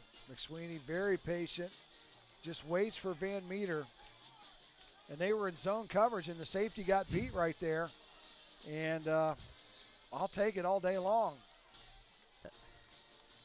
Well, you asked for an interception, and look where it turns to. Well, I'm telling you, asking ye shall receive. You were owed somewhere along the line. I don't know about that, but, all I know is for the last 20 minutes, I've been smelling Smitty's pizza because they always have it here at halftime. And so this last 26 seconds cannot go fast enough for this dude.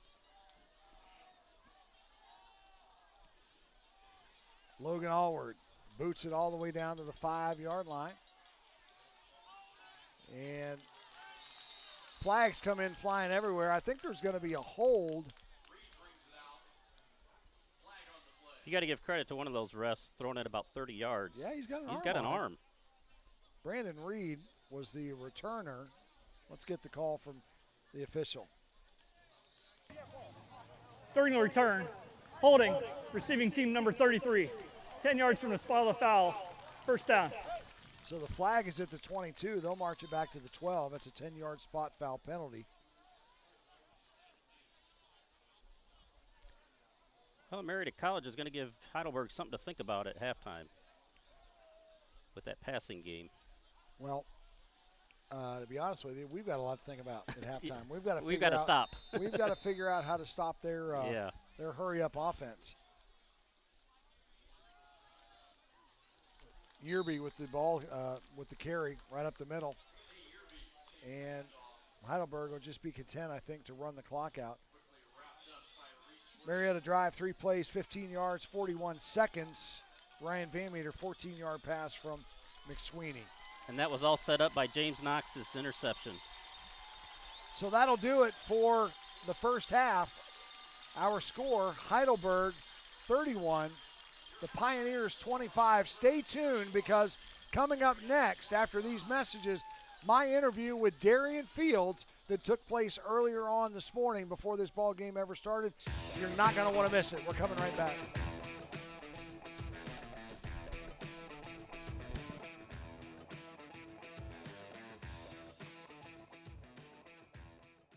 Sir Speedy, the one-stop shop for all your Printing, signage, and marketing needs. Sir Speedy's print, sign, and marketing services have you covered, whether it's banners, business cards, building signs, trade show displays, yard signs, promotional products, and so much more. With our state-of-the-art equipment, no job is too big or too small. And with Sir Speedy's online services, you can request a quote, send files, and place orders right from your desktop. Sir Speedy's got you covered. Visit us on Emerson Avenue or SirSpeedyWV.com.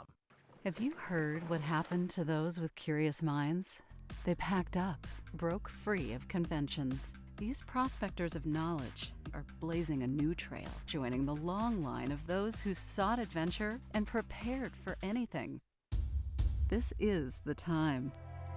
This is the place. Bring forth a pioneer.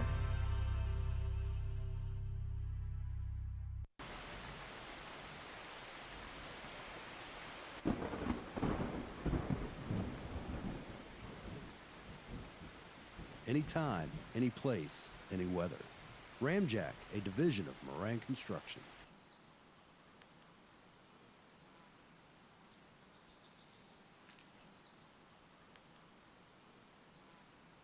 What about your foundation? Ramjack, a division of Moran Construction. Marietta College, it holds its students to such a high standard where it becomes the norm that you have to work hard. He actually signed me up for the hardest math competition for any undergraduates in the United States. I'm glad that he saw that in me. And this is the place that makes me feel like myself.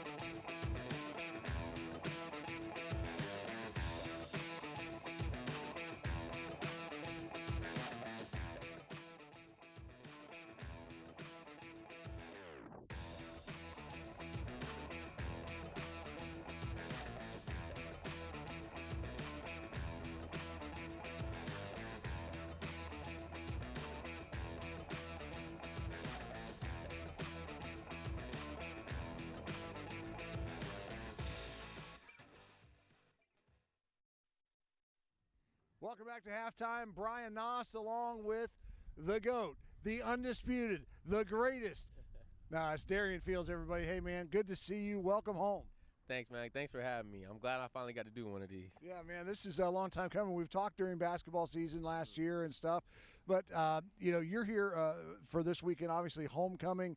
The reigning, defending king of homecoming. It's got to feel pretty cool to be back for that. Yeah, it's definitely pretty cool. I mean, last year I didn't want any parts of it. I just wanted to play the game. But now that I'm just back watching the game as a spectator, it's cool to be able to walk on the field and do something like this. Well, let's talk about the game. Let's talk about your 4 years here. I mean, every quarterback record that was on the books, you shattered it over these last 4 years. What's that mean to you to now when people think of Marietta football and they think of quarterbacks in the history of Marietta football, that Darian Fields is right at the top of the list? I mean, it's an accomplished feeling because I say the same thing every time I want to do something that wasn't done here before. And no one came here and did some of the things that we've done. And in my 4 years, we started off at a really, really bad time. But we kind of turned this culture around. I mean, now we got gray and blue turf. There's a lot of different things going on that wasn't here 4 years ago, and that's what I'm biggest proud of. What changed? What do you think was the catalyst in turning Marietta college football around? By the time I got here, the biggest thing that was already changed was the foundation. The foundation that when I got here was already set, and we had low numbers, and it wasn't a big group of guys, but we had the right guys here and a good nucleus of guys, and all we had to do was just keep believing in what we were doing and putting a good product out. And the win started to come for us. Talk about, we're standing on the field here. We're at about the, we're about the 12-yard line, okay? And when you look at this field and you think back your 4 years, what's maybe your greatest memory of playing here for 4 years? Greatest memory. Or something that sticks out, that's just like, man, I'll always remember that. I mean, there's two things. I mean, the competitor in me was right around this yard line, actually. We didn't run the right play. I'm not going to say who audibled the play, but audibled the play to something bad, and ended up giving B-Dub the ball with enough time to go down and kick a field goal on senior night last year. I'm not going to say if that's anybody's fault. Might have been that quarterback, I don't know. But another one was against B-Dub my sophomore year, one of the changing points in the program. It was a 52-49 game. It was a shootout game. We won in like 30 seconds, and I ran a game-winning touchdown in this end zone. And it was just a feeling that we hadn't had in my first 2 years here. And you can tell things are starting to change, and people started to believe that we can do something. Whether the wins were on the board or not, we knew that the next year and in years following that we could do something pretty great. Well, you certainly left your mark on this program, but you've left your mark in other ways as well. You're currently the junior high football coach back home in Aliquippa, Pennsylvania. Tell me a little bit about that and how you are mentoring those kids. At Aliquippa, man, if you don't win, you're not doing anything, and the tradition is so great. I just try not to mess anything up. And with the kids that I got, you can go out there and coach them. The guy behind the camera go out there and coach them. Main guy can coach those kids. But my little brother's a quarterback just like I am, and I'm on him just as hard as Coach Estep was on me. And I just try to stay on them as hard as I can and get them to see that I've done it. There's people that have done it, and it's just because you don't go D1 and things like that, that you can go play at a place like Marietta and do some great things. One of the biggest stories in the offseason involves your uncle, and very heartwarming story. First of all, and I told you this on Facebook, how proud I am of you, but your uncle was very sick and needed a kidney, and take us through it from there. Actually, my junior year, summer, I found out that he had just got put back on the donors list, and it wasn't active until the January of that following year. And to be honest, I didn't really know he was like as bad as it was. But it wasn't just me. Our whole family went to go get checked. You know what I mean? Like, we were ready to jump, but I didn't think there was any reason why I shouldn't be the one to donate mine. Like, I'm as healthy as I could be, and I knew it wouldn't affect me as much. And he needs it to prolong his life. And right now, looking back on it, I wish we could have done it faster. But he wouldn't let me do it because I still had my senior year to play. So as soon as the senior year was over, we went through the process and did everything we had to do to get it going. So this is something that you had made up your mind while you were still in college here, that when you were done playing, that's what you were going to do. As soon as I was done playing, too. As soon as I got done playing. I know as soon as I was, that spring semester was done in the summer, I was starting. So the spring semester ended May 2nd, May 3rd, and then Monday or Tuesday of the following week, I was in the hospital getting checked already. So I already knew that that's something I wanted to do, and I knew that if nobody was going to do it, I was going to be the one to do it. So you're feeling good. You look great. You lost a little bit of weight, obviously. That's to be expected. How's your uncle doing? He's doing good, man. He's doing good. I clicked back really fast, really, really fast. They let me go 14 hours after the surgery was over. The next day, I was out of the hospital. But he had to stay 4 or 5 days. Obviously, they want to check on him more and make sure things are working the way they're supposed to.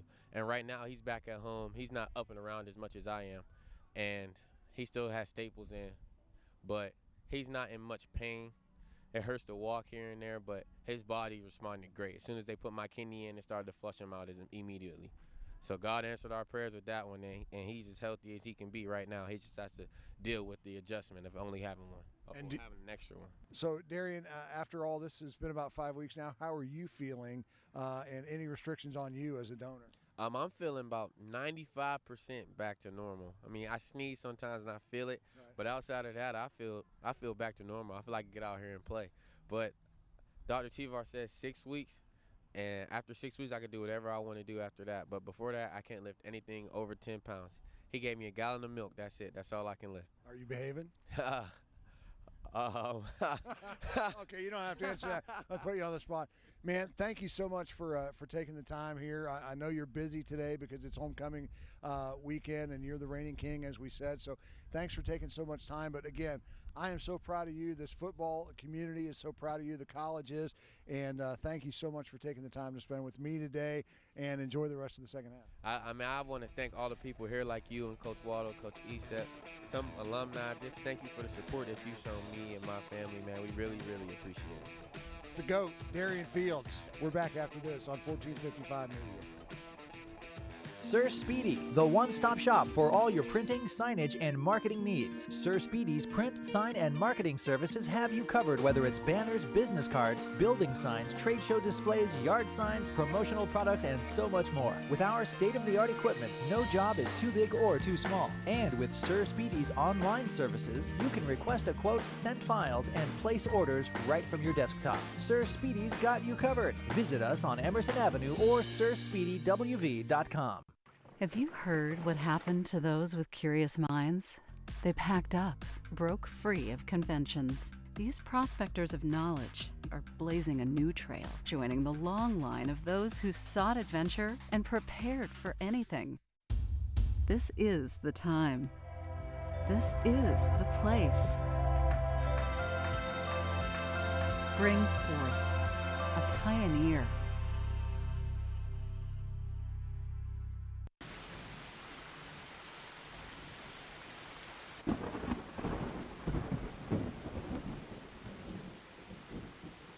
Anytime, any place, any weather. Ramjack, a division of Moran Construction.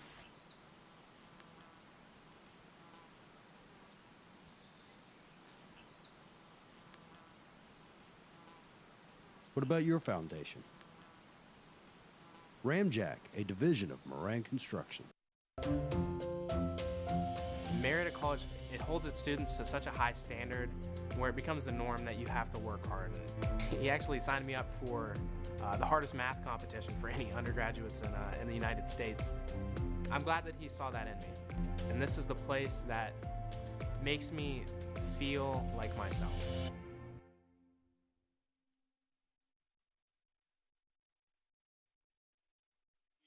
Front of the blue. Thank you. Pioneer fans, at this time we'd like to honor one of Marietta College's all-time greatest football teams. 50 years ago, the 1969 Pios, under the leadership of Hall of Fame head coach Joe McDaniel, posted an 8-1 overall record. They are one of 3 teams in program history to win 8 or more games. With us today from the 1969 team are, from the class of 1973 and currently living in Dover, he wore number 12 and played defensive back, Bruce Witter. Class of 1971 and living in Cincinnati, he wore number 16 and played quarterback, Bob Hauser. Class of 71 and living in Lithopolis, he wore number 20 and played defensive back, Thane Hecox.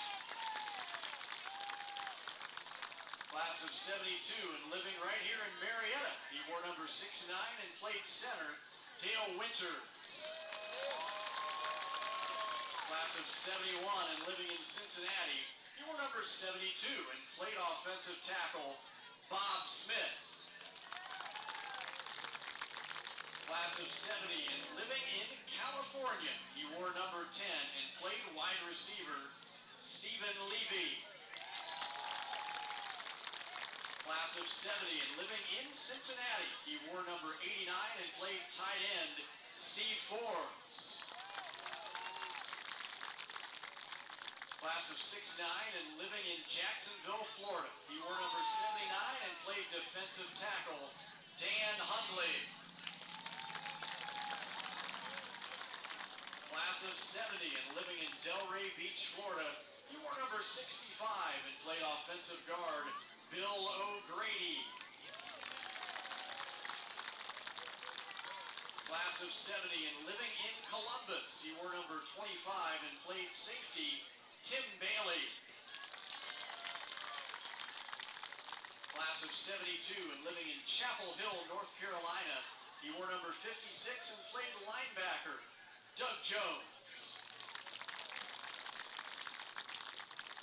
Class of 71 and living in Houston, Texas, he wore number 34 and played defensive end and halfback, David Rader. Class of 72 and living in Batavia, Ohio, he wore number 77 and played tackle, Tom Craver. Class of 1970 and living in Danville, Kentucky, he wore number 35 and played fullback, Randy Reese. Class of 69 and living in Parma, Ohio, he was Marietta College's first ever male cheerleader, Jerry McCoy.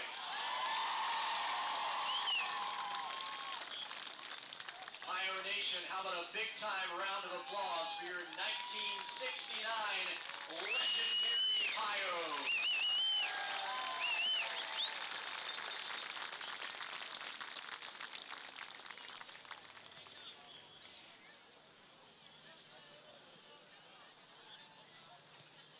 Let's welcome back your Pioneers for the second half.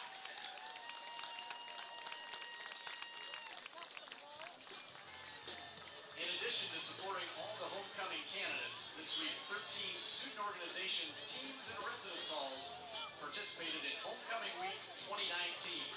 Same bricks, different stories. Throughout the week, they challenged themselves for a variety of competitions. The winners are as follows. The Munchies on the Ball competition.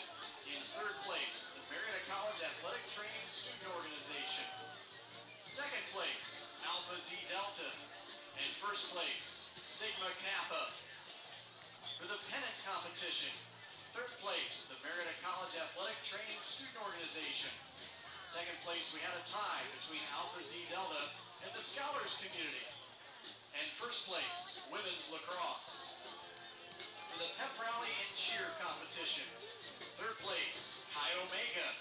Second place, Sigma Kappa. And first place, softball. The overall winners of 2019 Homecoming Week are third place, Alpha Z Delta. Second place, softball. And first place, Sigma Kappa. And the winners of our Paint the Town Blue competition are Terry Ann's, representing the Marietta business community.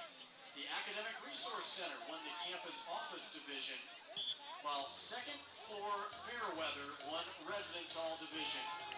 How about a big Pioneer congratulations to all of the organizations for another successful homecoming week. Let's give them a big round of applause.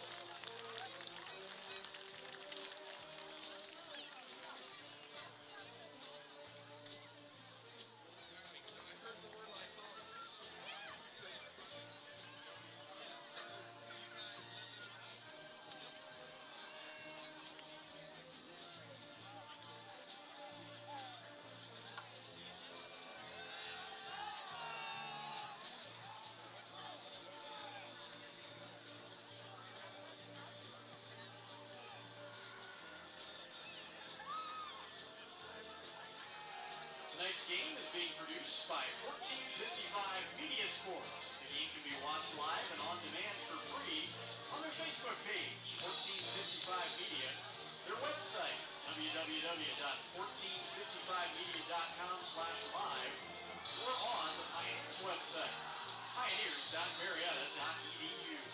Check out 1455 sports coverage of Marietta College anytime, anywhere. And the Marietta College Sport Management Program as well. Welcome back to Don Drum Stadium on the campus of Marietta College. Our score at halftime, Heidelberg 31, Marietta 25. And Carrie, in that first half, Marietta, of course, trailed the entire first half. However, big turnover there inside of 2 minutes. They turned it into 6 points and now only trail by 6 going into the second half. Yeah, down by 22 there midway in the second quarter, and we were just kind of scratching our heads. How do you stop Heidelberg? Well, Heidelberg didn't score the last 7.5 minutes, and Marietta College scores 3 touchdowns, including the one off James Knox's interception that led to that late touchdown to put them within 6. I mean, it's been all Heidelberg, but statistic-wise, 31-25 is the score. First downs, 12 for Heidelberg, 13 for Marietta. Rushing, 125 for Heidelberg, only 21 yards rushing for Marietta. However, we make that up in the passing yard department. They have 119 yards. We have 242. So Marietta's actually outgaining them in the first half, 263 to 244. And it felt like those passing yards for Heidelberg, a run of those came in those first 2 possessions. Yeah. You're watching the Marietta College Pioneers live from Don Drum Stadium. Today's live stream is produced by 1455 Media. 1455 is a full-service multimedia firm bringing big city production and small-town customer service to the Mid-Ohio Valley. Listen, folks, video works, and when it's produced by 1455 Media, it works even better. Go to 1455media.com to learn more. That's the word 14, the number's 55media.com. So Marietta won the toss at the beginning of the game. They deferred, so they will get the ball to start the second half.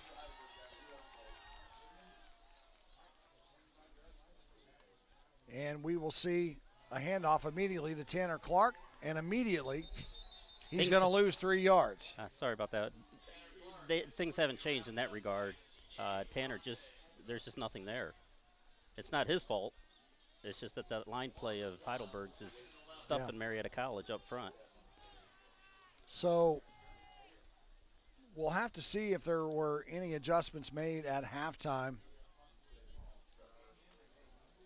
to help the run game for the Pioneers because, Tanner Clark, again, in that first half, non-existent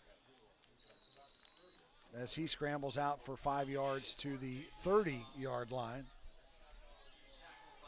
And the GOAT has joined us in the booth here. Kerry, give the GOAT your headset, will you? Gladly. I want to get Darian on the headset here, and 3rd and 6. And Marietta out of the shotgun. McSweeney looking to throw, steps up, lets it fly, and he's got Van Meter. What a catch by Ryan Van Meter out to the 50-yard line.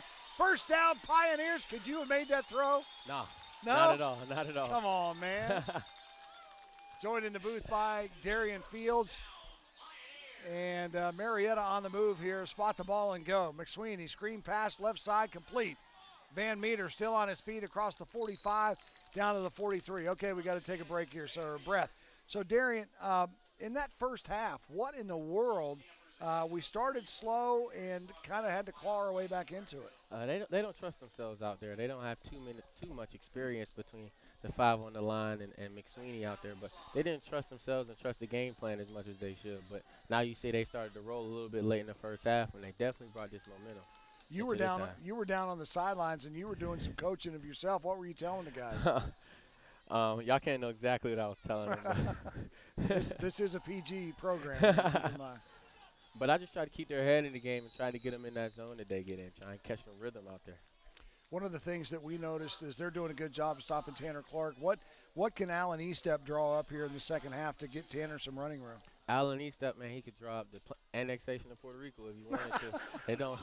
It doesn't matter what he draws up. We got those 5 guys up front who got to make it happen. And they got to trust themselves and trust the way that they practice all week. One of the things I also noticed that gave us fits, Darian, in the first half was their Heidelberg spot the ball mentality. They just spot it and go. They didn't give us a chance to substitute. Is there anything that we can do to slow them down? Got him deep. Good ball, Kyle. Make a play. McSweeney pass complete to Gage Giovingo inside the 25-yard line. Heidelberg now on a cover 3 defense, and it allowed Giovingo to get open in the flat right there. You see it on the replay. Yep, on that corner route, man. Our guys are very athletic on the outside. All of them are returning guys. Our 2 deep receiver and our skill set guy, they all can get out there and make plays. You just got to get them the ball in space like that and let them work. But anyway, back to my other question. What is it we can do from a defensive standpoint to stop that hurry-up offense and those big plays? Whenever a hurry-up offense like that gets momentum, they're definitely hard to stop. They're like a runaway train. You can't just stop them at a point. So you got to get a positive play on defense. McSweeney over the middle. Giovingo. Get in the end zone. Gage. Into the end zone. Touchdown. And just like that, Marietta has tied this ball game. Watch it again. Giovingo just right over the middle. Little slant pattern, soft zone. He was wide open. Like you said before, that cover 3 defense, he was ready for that safety to make that hit, too. Gage is a tough kid. He was ready for that. Once we get rolling, man, we're hard to stop. We just got to keep our foot on the pedal. So 22 seconds have gone off the clock, and Marietta has tied this game and is an extra point away from taking the lead, and they do. Kick is up and good from Jacob Griffin. So how about that? I get the GOAT on the field at halftime. I get the GOAT in the booth in the third quarter. We take the opening kickoff, go down and score. I might be a good luck charm. You up might there. I be a don't good know. luck charm. Hey, who's the new homecoming king? Ryan Van Meter. He No kept it in the kidding. football family. Oh, man. And he went out there and made a couple big plays this drive, too. You got a great reception there when you were introduced with Joe Hurd Middlebrook. How did it feel to be back down there on the field? It feels good to feel loved. I'm not so much of a washed-up has-been as I thought I was. Hey, Marietta Health and Wellness Center is the chiropractic specialist for the Marietta Pioneers. They provide chiropractic care as well as physical and massage therapies to the Marietta College community. With a convenient location, a half a block from campus, and same-day appointments available, Marietta Health and Wellness has your back. They're proud to be a part of the Marietta College internship program and want to wish the Pioneers good luck this season. So we appreciate those folks at Marietta Health and Wellness. So, Pioneers take the opening kick in the second half, go the length of the field, 22 seconds, and take the lead, 32-31. Logan Allward boots it deep, and now it's going to be up to the Marietta defense to shut down Heidelberg. And they, as Carey mentioned earlier, before we had Darian, as a flag comes in late, before we had Darian on, Carey mentioned Marietta held them scoreless the last 7.5 minutes of that first half, and we'll see if we can pick up where we left off defensively here in the third quarter. We got a little momentum this quarter. Let's hope the defense can turn it into some more takeaways like they did at the end of the first half. Illegal block in the back. Receiving team number 34. So Heidelberg Half the gonna distance get to the called goal. First down. for a block in the back. That'll march him back half the distance. And so Heidelberg pinned back inside their 10-yard line to start their second half. They want you to talk louder. I got him. I got All him. right. I'm new to this, man. I know. But you're doing all right. I'm trying. You may have another career ahead of you. Make a tackle. Gephardt hands the ball off to Yearby, and Yearby goes right up the middle. Yearby's had a good day, by the way, as far as rushing. He's over 105 yards before that carry. And that's how you slow down this hurry-up offense. Try to make good plays on defense and slow them down in things that they want to do. Make a tackle here in space. Plays like that slow them down, and that works in our favor. Screen pass intended for Dimitri Pinnock, and or rather it was intended for Belcher. Man. And now we've got a Pioneer down. Looks like Kyle and Gallagher. injured. He's trying to get up to his knees, and he does make it to his feet, but it is Gallagher, you're right, and he's limping off. That scoring drive for Marietta, 7 plays, 75 yards. It took 3 minutes and 22 seconds off the clock. Giovingo, a 20-yard pass from Kyle McSweeney. McSweeney on the day, 18 of 26, 309 yards, 4 touchdowns, getting some Darian Fields numbers there for McSweeney today. Third down, let's see if we get some homecoming magic here. 3rd and 6, need a stop right here to the Pioneers. Gephardt, slant, and that's not going to be, well, it is enough for a first down if he caught it, and the officials say he did catch it. So what you like about that pass, if you're Heidelberg, you threw it only to where his guy could get it, and that's Matthews. Threw it at his ankles. Nobody else could get it but him. Same play, same result. Another first down as Maceo Matthews on the little slant gets another first down. And so here we go again, Darian, as Heidelberg spot the ball and go. Got to figure out a way to stop him. Gephardt wants to go long, and he's got separation. Matthews beats James Knox. And a first down again for Heidelberg as they're moving the ball right down the field. That's the thing with this offense. When they get 2 positive plays in a row, they feel comfortable and confident they're going to take a shot deep. And a Heidelberg player down at the 42-yard line. And, well, I tell you, if you're Coach Scott Donaldson, you hate to see that to kill the momentum, but obviously the safety of your player is of the utmost importance and the most important thing. But Heidelberg definitely had the momentum there as they were moving them all right down the field. As the first permanent settlement in the Northwest Territory, Marietta is rightfully proud of its place in American history. Our pioneer spirit runs deep, and we love sharing our story with visitors. Unique shops and restaurants line our quaint streets and provide a scenic backdrop for our growing arts, community, and nationally known events. Our outdoor adventures are top-notch, and with our many comfortable hotels, Marietta is a great place to live and visit. You can learn more at mariettaohio.org.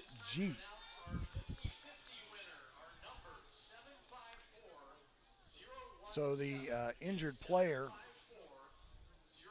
for Heidelberg, I think, is looked like Cole Biebert or Wally Kalinowski. I can't tell. The numbers are hard to read. It might have been Kalinowski. Anyway, he's up now and off the field, and so Heidelberg will have 1st and 10. The ball at the Pioneer 29-yard line. Gephardt under some pressure, lets it fly, and intended for his receiver was Jamie Colts. Colts 6'4" against Tay Pryor, and he had Pryor beat, but the pass was just overthrown. You hate to see an injury from any team, any person on any team, but luckily Marietta was able to use that as a momentum stopper because that offense definitely was rolling. Now 2nd and 10, the ball still at the 29-yard line.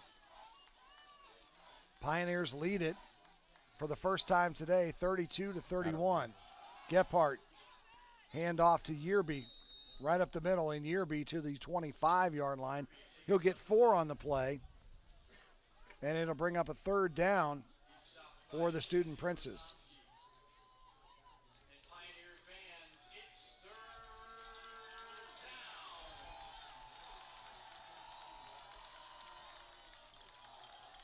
Knowing Heidelberg here, you'll probably get something short, RPO type look where he can hand it off or throw it to a slant or anything coming short. Well, it's just a little curl route right there at the 1st down marker, and they got it.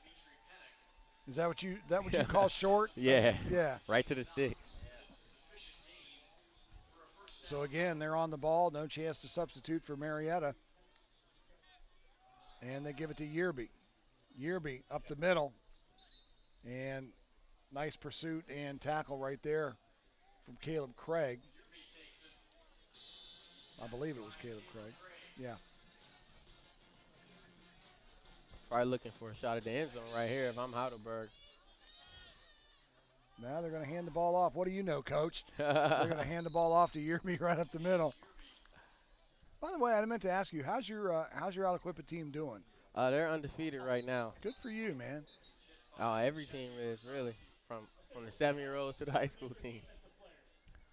So we have a Pioneer down.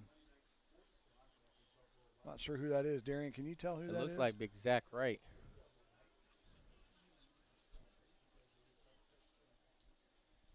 Kind of difficult to see. 92.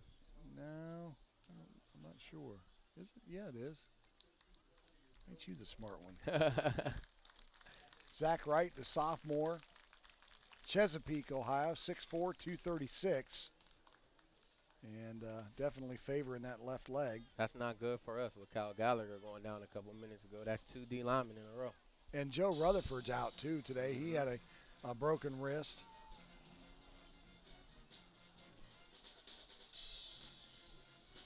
So 9:15 to go in the 3rd quarter. We've got a couple of our it's kind of a celebrity booth up here today.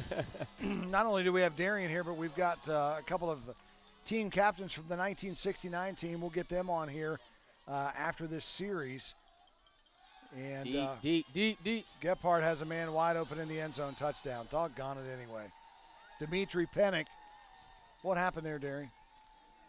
Off the play action, some of our guys are read and run. And when he pulls up for the pass, a lot of the guys on the back end just trying to find somebody to run to, and 2 guys ran to the same person. Yeah. Left number 4 wide open. Dimitri Pennick there with the touchdown catch, and just like that, Heidelberg goes back on top, 37-32. Steckel on to attempt the extra point.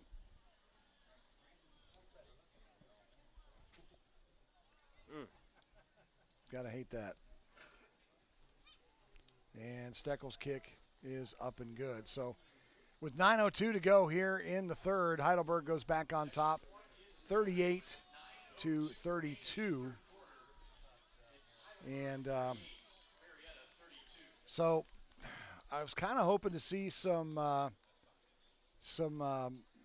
adjustment, I guess, for lack of a better word, to stop that hurry-up offense. We just didn't have it there as Heidelberg took it right down the field, Darian. It's hard to adjust to that because you never know what you're going to get. A lot of the times you kind of just got to make plays where there's plays to be made. Because in the hurry-up offense, you don't got a lot of time to call up the perfect play. They're just trying to take what the defense gives you. So we got to try and take away as much as we can and make plays where we can. 1455 Sports is happy to announce our partnership with Marietta College Athletics. Tune in for the next home game. Now, we're off next week, off here at home. We're actually on the road next week. So our next home game is the 26th of October at 1:30 as the Pioneers host John Carroll. You can watch live or on demand anywhere, anytime, and come be a part of the action. And if you're a local business, you can advertise with us as well. Contact Mitch or Troy at 1455 Media. You can find them on Facebook, and I'll be glad to take care of you. Get out here. Tanner Clark over the right side, still on his feet across the 30 after the 33-yard line. That's the longest run Tanner's had today. I mean, it's not from scrimmage, but it was the longest run he's had today. He's definitely been a little quiet today, but he's somebody you can't fall asleep on. As soon as you fall asleep on it, he'll bust one for 70. Yeah. Well, in that first half, just held to 32 yards rushing, and that's so unlike TC. Sure. You know that as well as I do, you know. So from living with him a little bit, I know he gets better as the game goes on. As things get harder, he gets better. 16 carries for 32 yards in this ball game for Tanner Clark. Coming in, averaging 144. McSweeney over the middle, in and out of the hands of Andrew Barker. He had him. Barker laid out for it, but he could not haul it in. It'll bring up a second down and 10.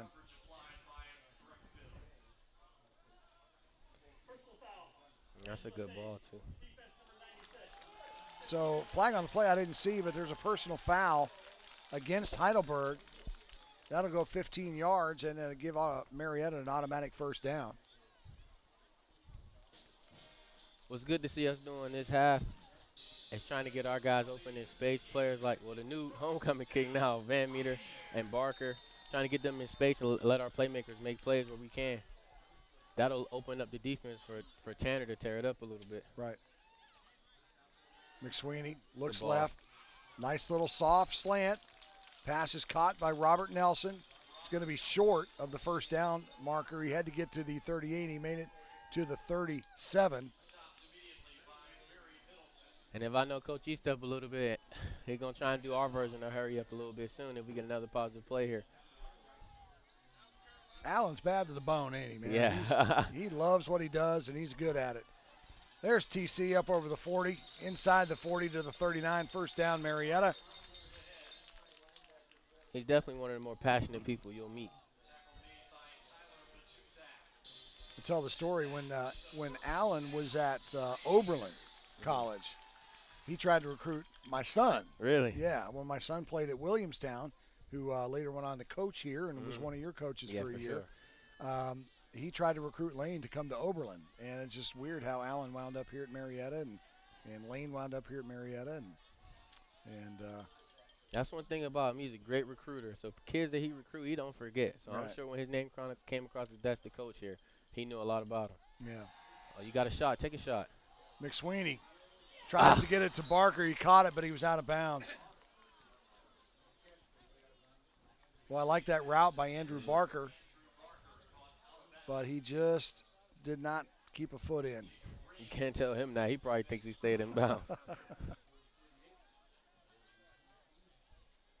Giovingo will go in motion and line up on the left side of the line as a tight end. And now McSweeney waiting on the play from E-Step. He's got it. Shotgun formation, Tanner Clark, the sidecar to his right. Three wide receivers in the formation. McSweeney wants to go down the left side to Nelson, and there's some pushing and shoving going on, and the official says pass interference, I believe. Did you see anything, Darian? Man, they get a lot of hands on. This Heidelberg those D-backs are definitely physical, and they try to play you run and grab as much as they can. They teeter-tot with that line between pass interference and clean play. But with the guys we got out there at receivers, it's hard not to. Defense number 8, 10 yards from the previous spot. Automatic first down. All right, thank you. So they're going to call a hold instead of a pass interference. So I'm guessing that happens before the pass, right? When there's a hold. For sure. I got me a free homecoming T-shirt, man. Well, you're the king. For crying out loud. Why wouldn't you get a free homecoming T-shirt? I forgot to ask who was the queen. Lauren Kuntz. Oh, good for Lauren. Good for her. So Van Meter and Lauren Coons are the new king and queen. After a penalty like that, you probably want to take a shot here at the end zone. Okay. One-on-one coverage with Barker down here. That's where I go. Cashaw comes in motion, lines up at the tight end spot on the right side of the line. Good protection for Sweeney. They're going for Giovingo. And again, boy, you could call. A lot of contact. A lot of contact there. Giovingo was trying to wrangle the ball in at the 5-yard line. But, I mean, watch this coverage right here in this contact. Look at that. All over him. And no call from the official. That's how that Heidelberg defense taught to play, man. They're definitely a physical football team. Mm-hmm. Well, I guess it's like the old adage in the NFL. You know, you can call holding on every play. Yeah, you for can probably sure. call interference on every pass route. Luckily, this is the NFL. We could challenge those plays. 3 wide receivers to the bottom of your screen. Van Meter, Barker, and Nelson. They give it to Clark. Tanner is hung up in the backfield. Man alive, a nice job there by Verante Wilkerson. I know that name very well. Do you really? I've been on the bad end of a couple of those hits. No, he's definitely a game changer out there, number 13. You definitely got to know where he's at all times and get 2 hats on him, not just 1. And didn't they have him lined up in a Wildcat there in the first half? Yeah, for sure. He's threw big that and he's interception athletic. to James Knox. They said he threw that interception. They credited him with the pick that Knox got to set up our touchdown right there. No, he's going to be mad at that one. He in the goal line package. He ain't throw that interception. There you go. Get him in space. Oh, my God. Tanner Clark with the reception. However, there's a flag on the play. And possibly another offensive pass interference against the Pioneers. They're saying, from the way Bobby Cashaw is looking with his hands on his hips, they may have set a pick. Pass interference. Offense number 88. 15 yards from the previous spot. They called the pick play. Third down. They called it on Barker. As a quarterback, I mean, to me, we were up here talking in the booth when they called that in the first half. I just think that's good blocking by your receivers downfield. I mean, how can they call it? Why do they call a pick play? It doesn't, a pick penalty. It just doesn't resonate with me. I wish it could be that easy. They could go block downfield and get a guy open, but they're definitely cracking down on it, especially in the last couple of years. 3rd and 14 now for the Pioneers. 6:32 on a running clock. Marietta trails it by 6. McSweeney. Oh, got a lot of turf. Cashaw with the reception down to the 41-yard line, but he's going to be about 1.5 miles short of the first down. So it'll set up a 4th down, and Marietta is going to be forced to punt. And this isn't terrible for us either. With Bailey as our punter, I definitely think he could pin him inside the 5 here. So Marietta's going to punt. Buddy, I'm going to let you give up the headset here, and we are going to bring a couple of our captains from the 1969 team. Man, thank you so much for hanging with me. I love you, buddy, and continue get well and all that jazz. Man, thank you for having me. Don't let me have too much fun. I won't leave. All right, man. All right, sounds good. That's Darian Fields, and now Bailey Sprague is wrapped up back at the 45-yard line. Could not get the punt off. And so Heidelberg, for crying out loud, is going to have great field position as they start. And as I said earlier when Darian was on, they are highlighting and honoring our 1969 football club today. One of the few teams to have 8 wins. They went 8-1 that year, and joined by one of our captains. Tell everybody who you are, sir. My name is Randy Reese. And Randy, where are you living nowadays? Just outside of Danville, Kentucky. In fact, Joe McDaniel and I live very close to one another. All right, very cool. Well, very nice day and a really cool. You got a good turnout. Yeah, A bunch great. of your brothers came back today. What was it like to be down there and get the adulation from the fans and being back in this city? What kind of memories does it bring back? You know, you appreciate the applause, the adulation, as you mentioned, and people recognizing the things that you're able to do, and as a group that we did. But the real value has been getting back to see some of my teammates, my brothers, and we were a very close group in those days, and it was really neat to get back to see him and tell lies and stuff like that. You know. I can't imagine. We've gotten a lot better than we were in Is those that right? days. Yeah. What are some special things you remember about that 1969 football team, albeit 50 years ago, to take the Pioneers to that 8-1 record that year? Well, you know, the biggest thing I think was the things that we did together as a team, living together over the years, and you know, just the things that we put together game by game, and some of the things that Coach McDaniel would say. And he is a fantastic leader, but he was the world's worst pregame speaker, you know. And if anybody knows him, knows he's really a super quiet guy. But we got to the point where we understood where he was coming from, and though it was a very quiet pregame, you know, and the speech that he would give you, you're kind of looking around going, "What'd he say?" Yeah. But you knew that it was because he was nervous, he was into the game, and all he was thinking about was the game, and that became very important to us. And we looked forward to the rather low-key speech. Offense number 53. So 10 yards from the previous spot. Replay when we second down. met last night for dinner. And we started telling some stories out loud. There were some stories we couldn't tell. I understand. But the stories we told out loud, those were some of the things that really stood out.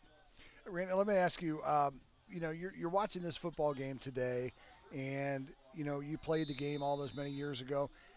Can you give me a Reader's Digest of how the game has changed back when you played to the way you see it being played today? Well, I coached for 33 years, so I've seen this adjustment in the way the game has been played over the years.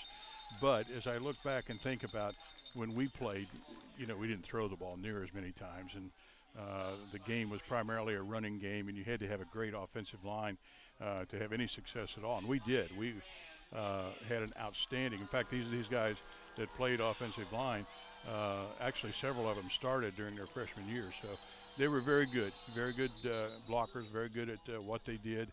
And I played fullback, and it was a pleasure to get to run behind them. False start call on Heidelberg as they continue to try and move the football.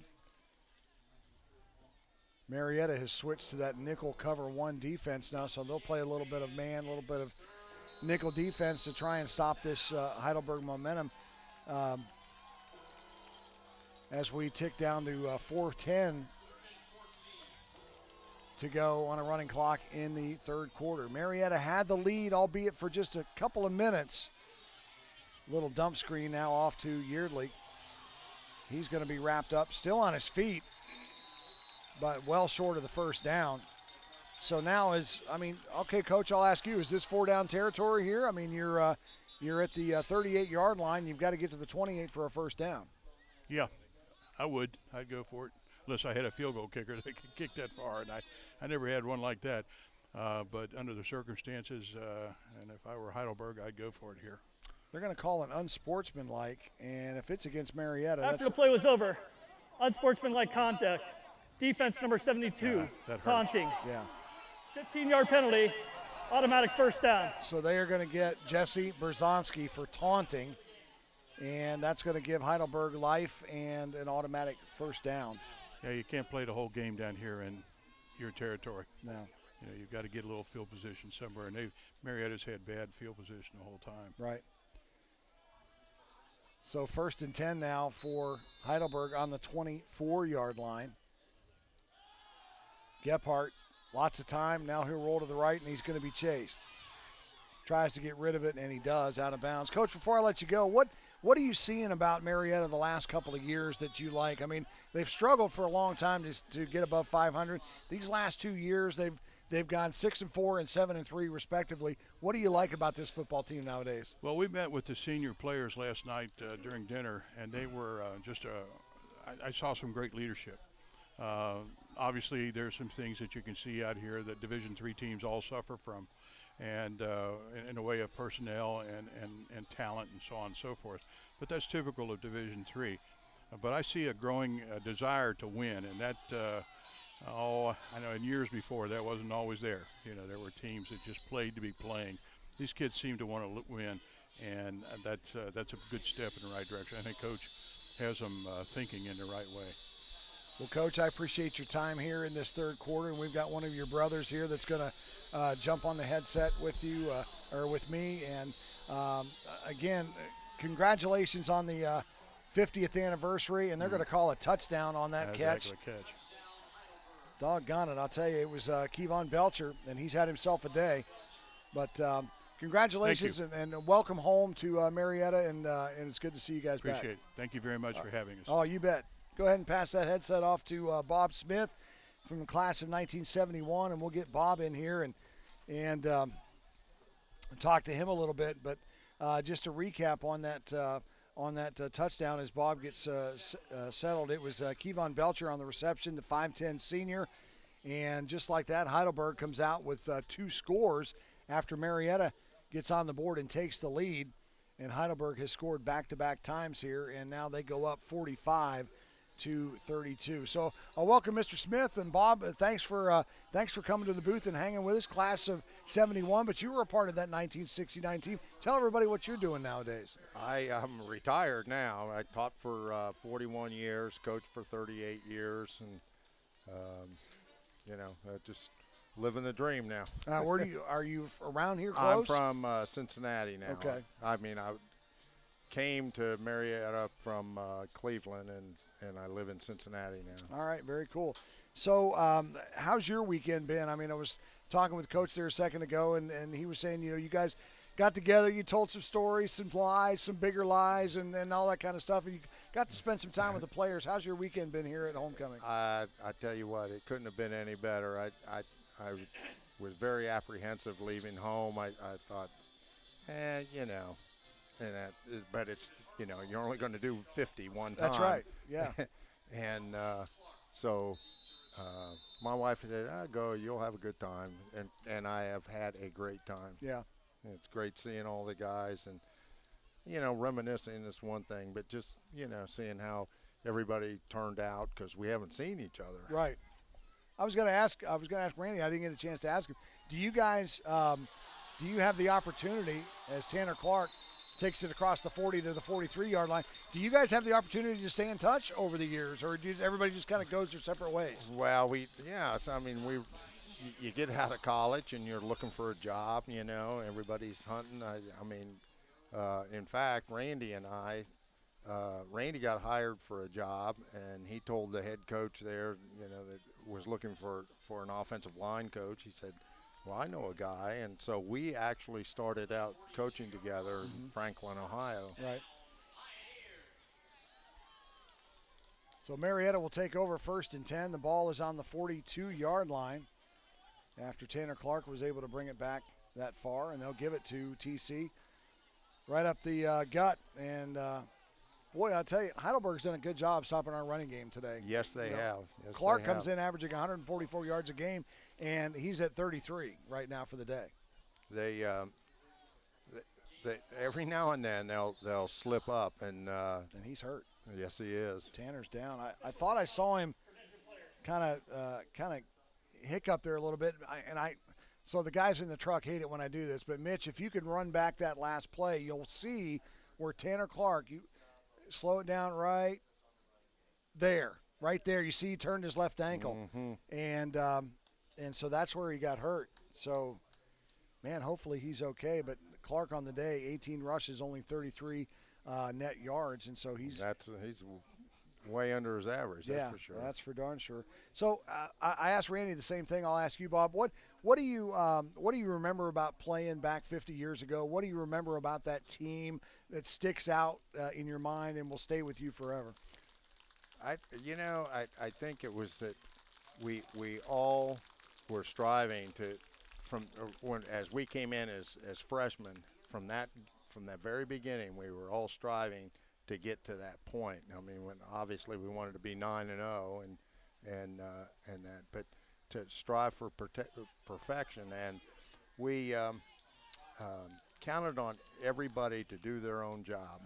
And you do your job, they'll do their job, and it seemed to work. The offense would score enough points. The defense was very good. One of my two favorite football coaches in college, they coached my son, were Larry and Barry Blackstone. Now they're twin brothers. I coached with Larry. Is that right? So Larry's big thing is he'll get up in your face and he'll say, "Do your job." Yep. Do your job. Well, he and I used to say that to each other. What's That's so crazy. hard about that? Yeah, that's crazy. I'll have to hook up with him and tell him I got to meet you. He had retired, and I was retired, and we were both back at it was actually in Milford, Ohio. Yeah. Yeah, he coached my son, actually, Larry and Barry both coached my son at Kentucky Christian University. Yeah. And then they coached together at Limestone College down in Gaffney, South Carolina, which where my son is now. But Larry, I think they're back to coaching high school. He was. I don't know what he's doing now. He's probably retired for the 14th time. Yeah. Well, I've only done it 4 times, so he's way ahead of me. So I'll ask Randy this. I asked Randy this question. I'll ask you, Bob, and then I'll let you go. As you look at the way you played back in 1969 and the late 60s, early 70s, and you look at the game today, what's different in your mind? How's it changed? Well, like Randy said, what a nice punt. Like Randy said, you had to be able to run the ball back then. Everybody was running, pro I formations and it was off tackle and sweeps and quick pitches and things like that. And nobody threw the ball that much. Yeah. With the spread, now you're seeing the ball getting tossed around on all sides and down the field, and that's opening up some of the run game too. Right. But that's what I see. It's the formations are more spread. It spreads the defense. It's opening up some holes for the running game, but it's really opening up the passing game. So penalty on the punt. It was a personal foul against Heidelberg, and so that will give Marietta a first down. And Tanner Clark is back in the ball game. He'll line up right behind McSweeney, as McSweeney in the pistol formation, and he gives the ball to Tanner Clark over the left side. And not much there as Tanner gets to just inside the 41, close to the 40-yard line, and the clock continues to run at 2 minutes to go. Well, Bob, I appreciate you stopping by. I'm going to let you go and hang out with your brothers the rest of the day, but thank you, sir, so much. You. Congratulations and welcome home to Marietta this weekend. Thank you again. All right, that's Bob Smith, one of the captains of the 1969 Marietta College Pioneers, as they have been honored this entire weekend. McSweeney's going to get thrown for a huge loss there. Broken down line coverage there, but the 69 team honored all weekend long here at Marietta College for their accomplishments, going 8-1 50 years ago this year. And glad to have Kerry Patrick back on the headset here after a little bit of a break. So more Smitties and more water, all that good stuff there, Brian. So what? Any observations while you were a spectator? Talking to Mr. Stout over here, or Duvall. Duvall, I got it right. Hey, he's the boss. You better get it right. I better get it right. Heidelberg's kind of showing that they're stuffing the box, but they're only rushing 4, and they're still able to get that penetration and stop the run. And you can see Tanner Clark is back in the game. He only missed maybe a play or two. He's just kind of walking up and down the sidelines, just walking off whatever happened that Marietta's going to get a flag for unsportsmanlike conduct against Andy Waddle, because on that play that we just saw, unsportsmanlike conduct. Marietta assistant coach, 15-yard penalty. The down counts. 4th down. They're going to call it on the assistant and not Waddle. But if you look, you're going to see McSweeney, first of all, is going to get plastered right there. And then the catch to Van Meter, he says he had it. The official says no, that it hit the ground. And Marietta's assistant coach went off on the official. And the official said, all right, that's all I want to hear about that. And it's going to be an unsportsmanlike. So very frustrated Marietta sideline right now as they came out second half, took the ball, scored, took the lead, and then they've given up 2 touchdowns back to back. You mentioned that frustration. You could see a couple guys coming towards the sidelines, kind of pounding their helmet, taking their helmets off and kind of pounding them into the ground. Yeah. Ground, excuse me. So Sprague's punt is fielded by, I think it was Matthews. Yeah, that amazes me that, only 3 teams have won 8 games or more here at Marietta College, and here we have all these men from the 69 team. Yeah, pretty, and they pretty had impressive. a good turnout. Pretty impressive. Good turnout, too, and I appreciate Randy and Bob taking time out of their Saturday afternoon to come up and talk to me here in the second half, because they've got all kinds of folks they want to see, right? I mean, they've got all their brothers are here, their families, and for them to take time out and come up and talk to me, I really, really, really appreciate that. So Gephardt will keep it and go around the right end and get positive yards.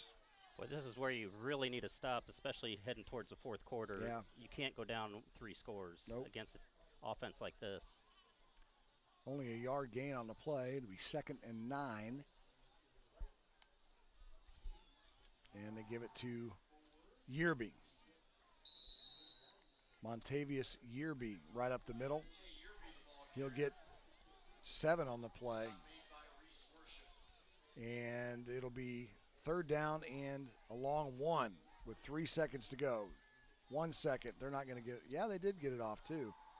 Yearby is going to be stopped just short of the 1st down. I think now they're going to give it to him. Shows you all I know. So the last play of the 3rd quarter is going to be a 1st down for Heidelberg. We'll head to the 4th. Our score, Heidelberg 45, Marietta 32. Carrie and I are coming back, and we'll call it for you right after this.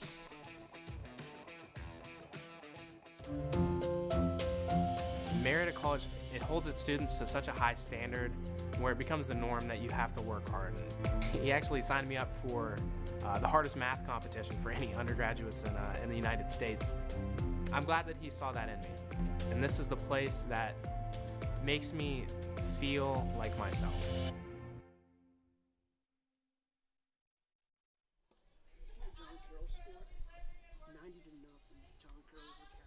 Are we sure that's accurate? Yes. Hey, we're back here. We're just looking at some scores, and I don't know if somebody's messing with me or not, but in the 4th quarter with 3:36 to go, John Carroll is beating Capital 90-0. 90-0. Mountain Union is beating Wilmington today 63-3. BW over Capital 37-7. That was what, last week? This week? Yeah. There's only 3 games in the OAC today. John Carroll. Oh wait, yeah, 90-0 over Capital.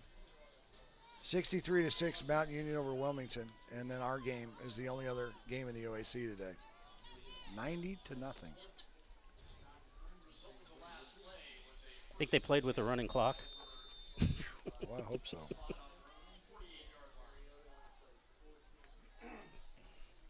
First and 10, Heidelberg, and the give is to Montavious Yearby.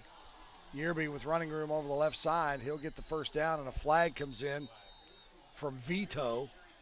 Whoever threw that, the guy's got an arm on him. I actually know where that is. Do you? Yeah. Wait and see what the call is. You can go fishing over in Vito. You can. Vito Lake. Mm-hmm. Must be against Marietta because they are talking. Well, Personal foul, blindside block. Nope. Offense number 85. 15 yards from the spot of the foul. First down. so I saw the official talking to the head coach, Scott Donaldson, on the far side, and I guess he must have just been explaining the call because for a second there I thought he was wanting to know if he was going to take the penalty or decline the penalty. This just in, holy mackerel. Here's something you don't see every day. South Carolina Gamecocks beat the Georgia Bulldogs today 20-17. Next thing you know, dogs and cats will be living together. I can't believe that Georgia lost to South Carolina 20-17. That is crazy. Yerby takes the handoff over the left side, and When you watch Yerby come away from the quarterback, he's got that shiftiness that I don't think Marietta College is able to, stay with. Yeah. Right off the line anyway. 4 wide receivers, one now in motion. Gephardt, straight drop, and he's got a man down the left side. He just overshot him. He had Brandon Reed, and Reed had about 3 steps on Tay Pryor. Tay's having a day. Having a tough day.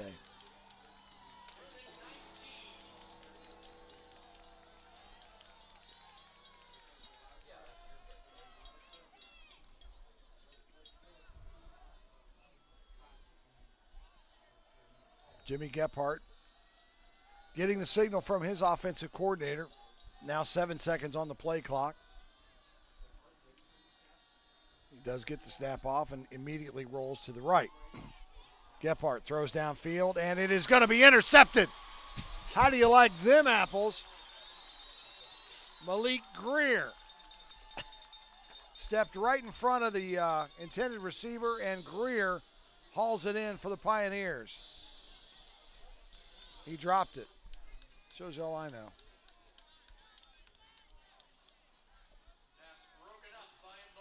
One of you guys could have told me he dropped it before I kept going on and on about how a great catch it was.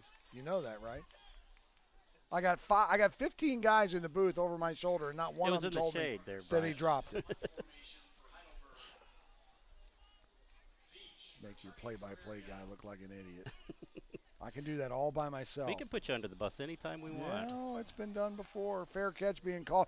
Man, I want to tell you, fair catch being called for right there, and Austin Veach went into a group of guys, and, I mean, that was a dangerous, dangerous fair catch right there. So credit Veach for hauling that one in. Could you imagine had he not called for the fair catch? Yeah. Well, they held him. That's the good news. That is the good news. The bad news is that they're behind by 13, and they've only got 13 minutes and 48 seconds to make it up. Well, we've seen Marietta College punch it in quickly on occasion, so it's not out of the realm. McSweeney wants to throw. Pass intended for Andrew Barker, and it is in and out of his hands, incomplete.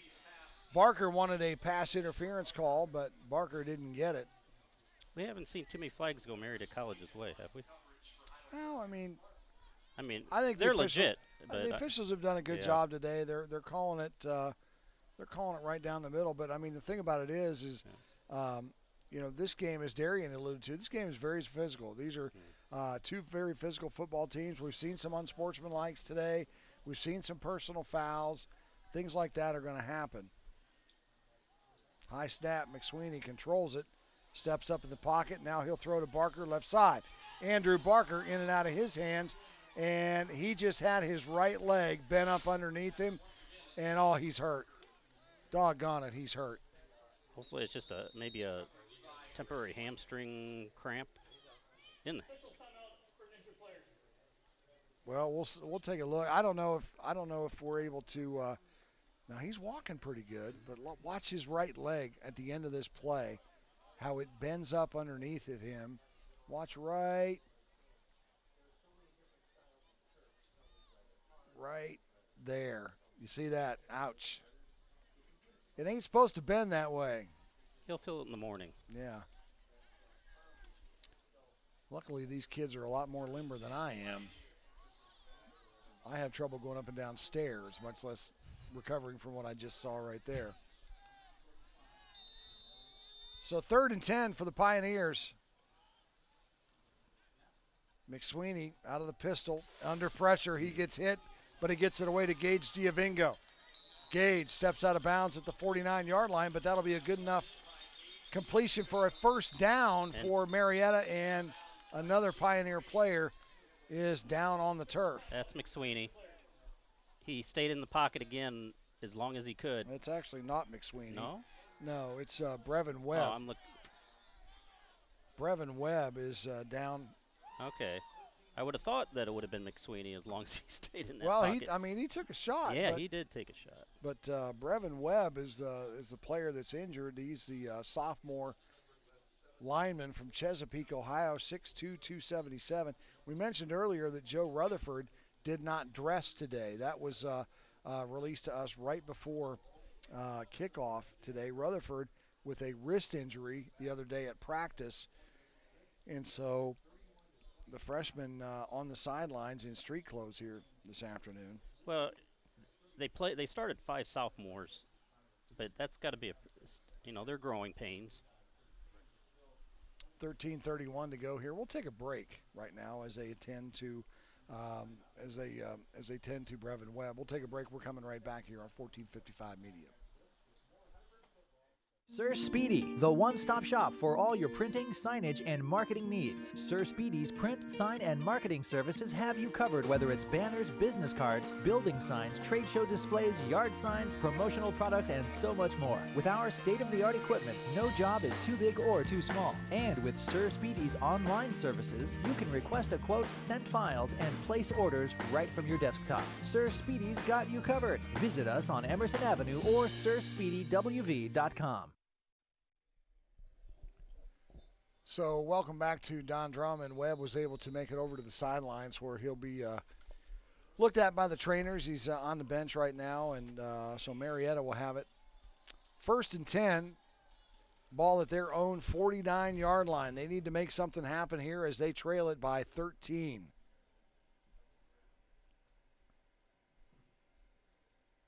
McSweeney wants to change the play. Straight drop, and the pass is thrown incomplete. That's Robert Nelson across the 40 to the 38-yard line. And another first down for Marietta. Clock continues to run at 12:55 to go in the ball game. Pioneers trail it 45 to 32. Brian Austin, Kerry Patrick, bringing you 1455 Media's coverage of Marietta College Pioneer football. McSweeney has Barker on the slant. Andrew Barker inside the 10 to the 5-yard line. And I love that route, man. It has been there 5 or 6 times today. Oh yeah. And it's not so much a go route because there is a little bit of a slant as he comes back into the middle of the field. I don't know what you call that, but it works. A seam route. Okay, so Troy's calling it a seam route. And it's been working for Marietta. That's been there most of the day today.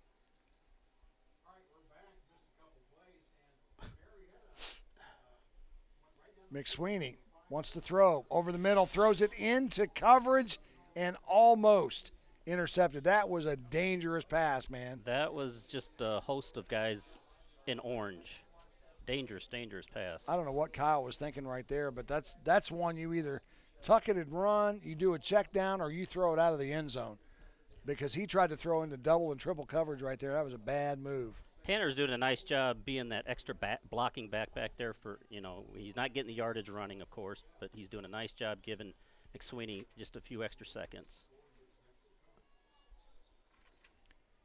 And let's give it to Tanner over the right side. Prove me wrong. Yeah, so Tanner inside the 5, down to the 3.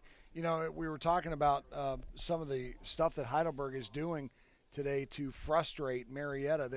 they're running 3-5, and they're bringing blitzes from both sides. Linebackers are blitzing, corners are blitzing, and so they're really coming from all different angles. And so it's hard for Marietta to pick that up, and that's what's causing the frustration with our offense at times when Heidelberg brings the house, and they've been doing that a lot today. Well, do you stick to the run on third down in hopes that because you're in 4-down territory? Well, I guess not. You're going to pass it, and it's going to be picked off in the end zone. He threw into double coverage. Yeah. I was afraid of that. He was going for Cashaw, and Kyle McSweeney just tried to make something happen out of nothing. He threw it into double coverage, and Cashaw never had a chance. He threw it right to the Heidelberg receiver. Yeah, he got defender. away. He got away with the one bad decision on that series, but then that second play there. Come up and bite you. Mm-hmm. So Marietta in the red zone, and they turn it over on the interception. And so Heidelberg will take over 1st and 10 from the 20. Marietta Health and Wellness Center is the chiropractic specialist for the Marietta Pioneers. They provide chiropractic care as well as physical and massage therapies to the Marietta College community. With a convenient location half a block from campus and a same-day appointment available, Marietta Health and Wellness has your back. They're proud to be part of the Marietta College internship program and want to wish the Pioneers good luck this season. Appreciate Dr. Jeff Dexter and the staff over there helping us out here at Marietta College. So back to live action. Dimitri Pennick advances the ball out over the 30 to the 31-yard line. 1st down. Another screen pass to Pennick, and another advance out across the 40, close to the 1st down. I guess it's safe to say he's their go-to guy today. What do you say? Well, I mean, he's having a day. Mm-hmm. I mean, I'm not real sure what he's done as far as, I mean, he only 3 catches for 26 yards, but he's making things happen. He's blocking downfield. He's running a lot of decoys, a lot of good routes, and he's doing his part to make Heidelberg remain in the driver's seat here this afternoon. Now, when does Heidelberg become a little more deliberate on the clock? Now. I mean, seriously, I think, if I'm Scott Donaldson, I'm going to sit on the clock a little bit, but here they go playing hurry-up offense. Or does that take you out of your rhythm?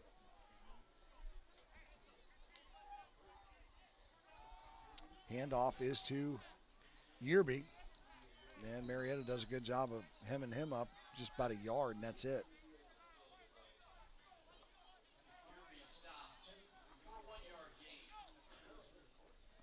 Nearing 10 minutes to go in the ball game.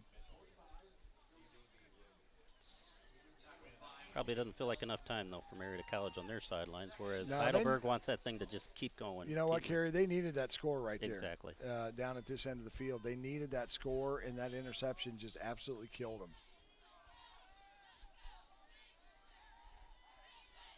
Gephardt gets the snap. Quick pass is complete to Pennick. And Pennick gives the Student Princes another 1st down as they continue to march the ball right down Marietta's throat. And defensively, Pioneers with just no answer today to stop that hurry-up offense. Gephardt finally going to tuck it and run, and he'll just does Marietta a favor there, going out of bounds. Steps out of bounds at the 38-yard line. Or I'm sorry, the 37-yard line. Clock rolls. Oh, forgot my rules. 9:15. What is the rule on that? Why is the clock running if you stepped out of bounds? I think in high school you're stopping the clock. Oh. Never claimed to be a rules expert. And oh boy! Turn out the lights. Party's over. Jake Grossman just took it 41 yards, or call it 38 yards for the score, and he was not touched until it was too late.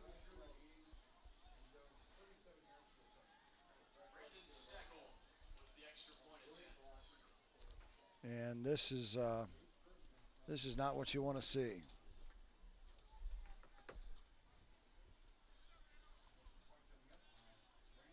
In the last 3 games, Pioneers, up to this point, given up 108 points. And they haven't played the top 3 teams in the conference yet. So hopefully they can get it rectified for that portion of the schedule. Scores from around the country: Alabama on top of Texas A&M, 17-10. Wisconsin over Michigan State, 17-0. Clemson destroying Florida State in the second, 28-0. Washington State over Arizona State, number 18 in the country, 17-7. Cincinnati whomping up on Dana Holgerson and the Houston Cougars, 21-10 in the second. Earlier we told you that Georgia, number 3 in the country, was knocked off by South Carolina today, 20-17. Oklahoma beat Texas in the Red River Rivalry Showdown, 34-27. Michigan, 42-25 winners over Illinois today. Temple beat Memphis, 23rd ranked team in the country. USC Notre Dame tonight, Penn State Iowa tonight, Florida LSU tonight. And just underway, West Virginia and Iowa State. West Virginia 7, Iowa State 7. Ohio State were probably the biggest fans of that Georgia score. Oh, man. Who would have thought?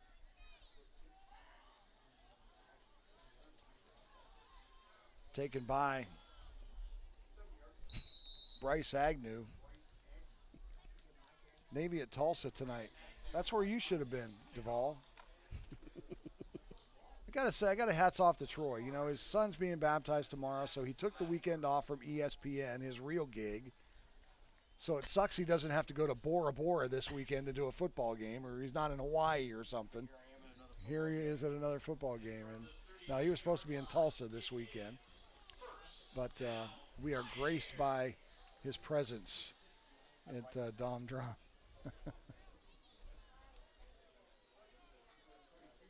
Troy Duvall, one half of the brains of the outfit of Mitch Owen and Troy Duvall. And he can coach a little bit too, I Yeah, heard. he can. Owners and operators of 1455 Media. And pass is complete to Andrew Barker across midfield down to the 47-yard line.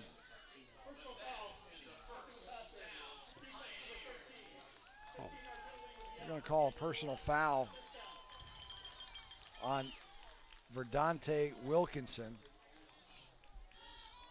And that will give Marietta 15 more yards on top of what Barker just got him. So we trail by 20 now with 8:38 to go in the ball game, and time is not on our side.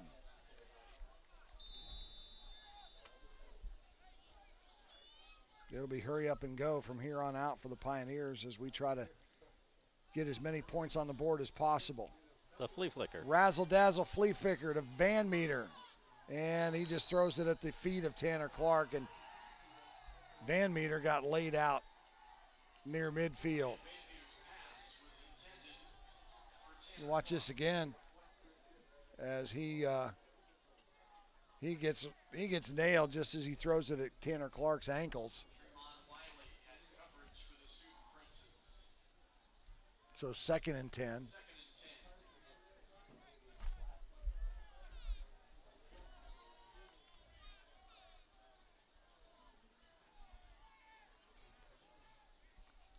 McSweeney out of the pistol formation.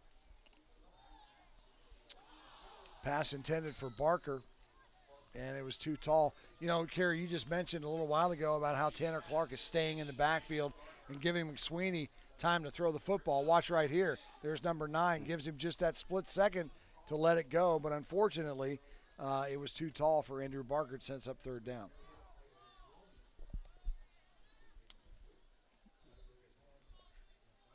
Yeah, Tanner hasn't been held below 100 yards all year, and I don't think he's been held under 100 yards the last couple of years, really, to be honest with you. So this, unless he breaks a big one, you know, late. 3rd and 10.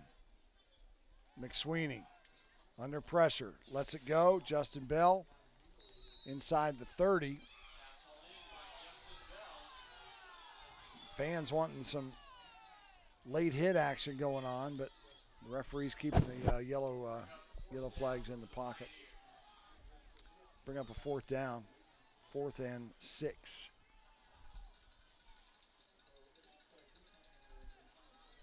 For all intents and purposes, this is it here for Marietta. I mean, they've got to keep the drive alive. They've got to put it in the end zone to have any chance.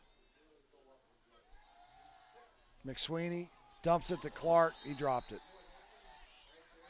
And that's what. And Clark's going to get a flag now for saying something to the official. And it wasn't that play. I'm sure that it was connected to. I'm sure it's been throughout whatever's been going on. So they're going to call it unsportsmanlike on Tanner Clark, and it's just all come unraveled here at this point for Marietta. They've lost their composure. They've lost their momentum. They've lost. The result of the play is a turnover on downs. After the play, unsportsmanlike conduct, number 13 for Heidelberg. Half the distance to the goal, 1st down Heidelberg. We all thought it was Tanner. The way Tanner came away from that ref. Right. Unbelievable. Well, my apologies to Tanner. Yeah, exactly. Because it was Tanner gestured to the referee, and the referee threw a flag. Now, that's going to lead me to believe that Tanner said something he shouldn't have said, or, was trying to show up the official or whatever. And it happened right in front of us here at our location at the 45-yard line up in the booth, so I thought I saw it very clearly. But they're going to call the unsportsmanlike on Heidelberg, so we'll take it nonetheless. And they'll start their drive. 7:38 to go in the ball game. Gephardt, shotgun. Pass is in and out of the hands of his intended receiver, Dimitri Pennick. Very dangerous because we had a defender right there for the tip. Yeah. He could have returned it.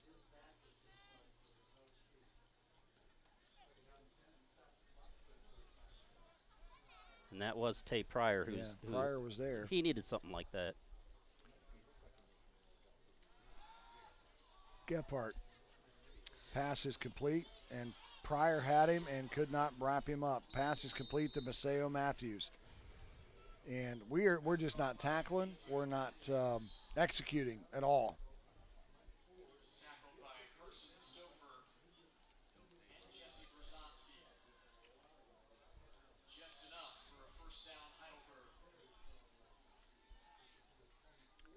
So 1st down for the Student Princes. I'm not sure why the clock is stopped unless they're working the chains on the opposite side there. Oh, okay.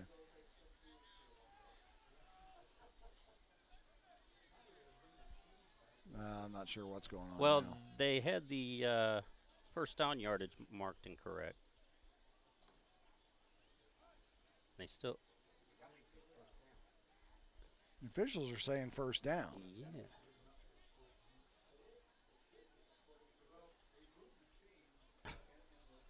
I'm totally confused.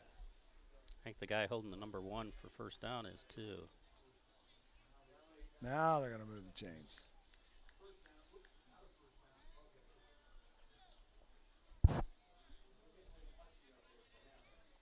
The ball's at the 24-yard line. We do know that. Now they're going to wind the clock. Thank goodness. But they're playing as if it's 0-0 as far as still throwing the ball. Yeah.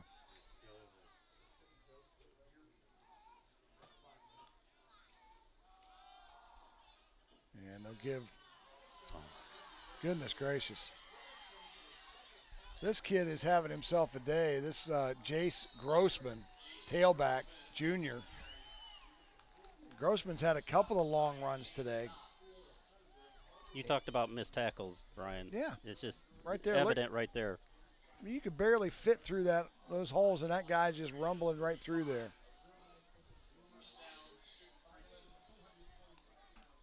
Grossman doing well.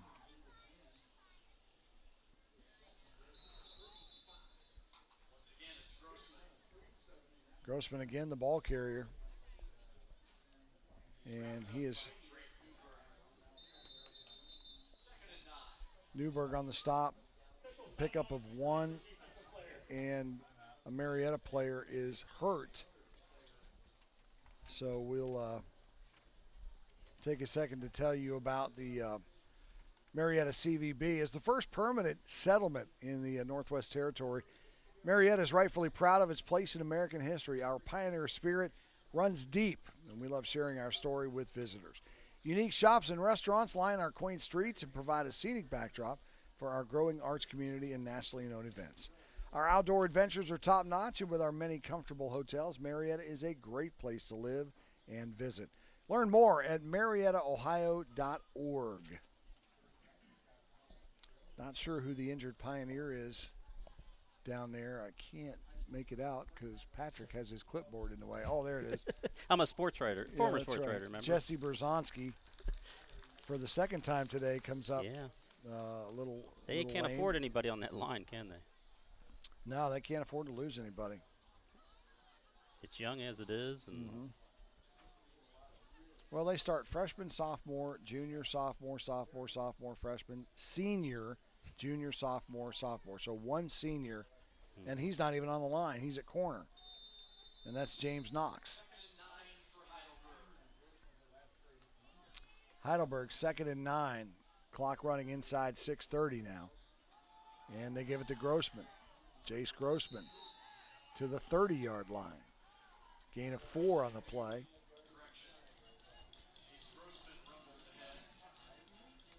And it'll be 3rd and 5.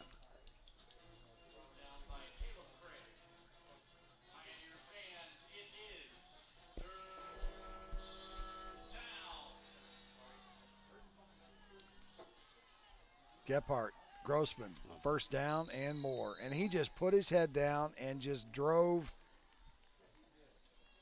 Malik Greer back about 3 yards. Watch this. Wham. Now Grossman, he goes 225. Greer 152. Who do you think wins that battle? 10 out of 10 times. I'll tell you who won it. It was Grossman.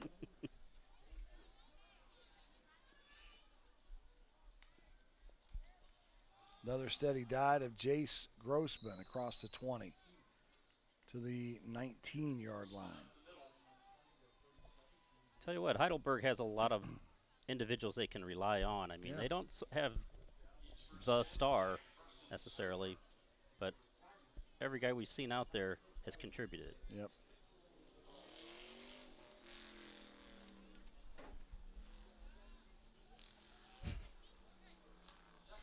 Want to say hi to Jill Duvall watching in Tampa, Florida. We appreciate Jill tuning us in. Wish we had a better game for you, sweetheart, but unfortunately, Pioneers going to come out on the losing end of this one this afternoon. Gephardt going to throw, touchdown. Dimitri Pennick with another score, and it was another one of those shoulder fakes, and guess who he beat? He beat Tay Pryor. And unfortunately, Tay Pryor just not having the best of days. And when you're having a bad day, the ball always seems to find you. Isn't that the saying? Yeah, I mean, that's unfortunately that's the way it is. And you know, 3 touchdowns for that dude today, and it's just the same. He's been picking on Tay Pryor all day long.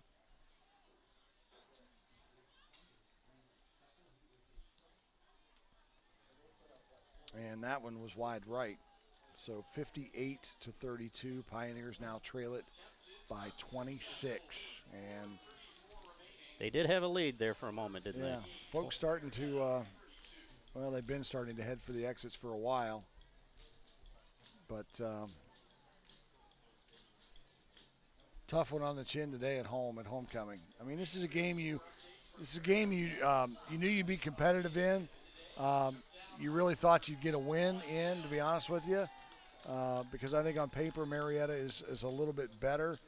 But Heidelberg just came out and totally dominated this football game today. Never looked back. They only lost the lead for a couple of minutes the entire day. And totally dominated this football game. Well, you think being ranked 6th and Marietta 5th in the preseason conference poll might have had something to do with it, and maybe that extra week of preparation, added incentive. Yeah, I mean, Hey, we're the better team. You picked wrong. Yeah, I'm sure that has a lot to do with it.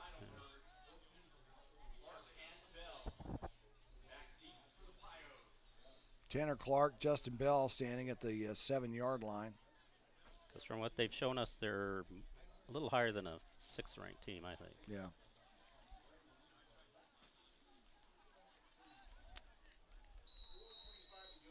Bryce Agnew on the return.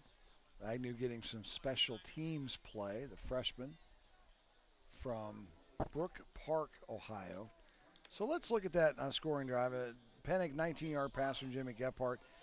The kick was wide right. 8 plays, 72 yards. It chewed up 3 minutes and 4 seconds. Let's look at some of the stats here today. As far as rushing for Marietta, this to me is the story. Tanner Clark, 21 rushes, only 38 yards. He's averaging 1.8 yards a carry, and his long is only 11 yards today. As far as passing, McSweeney, 25 of 45 for 409 yards and a pick. That pick very costly. It was in the end zone.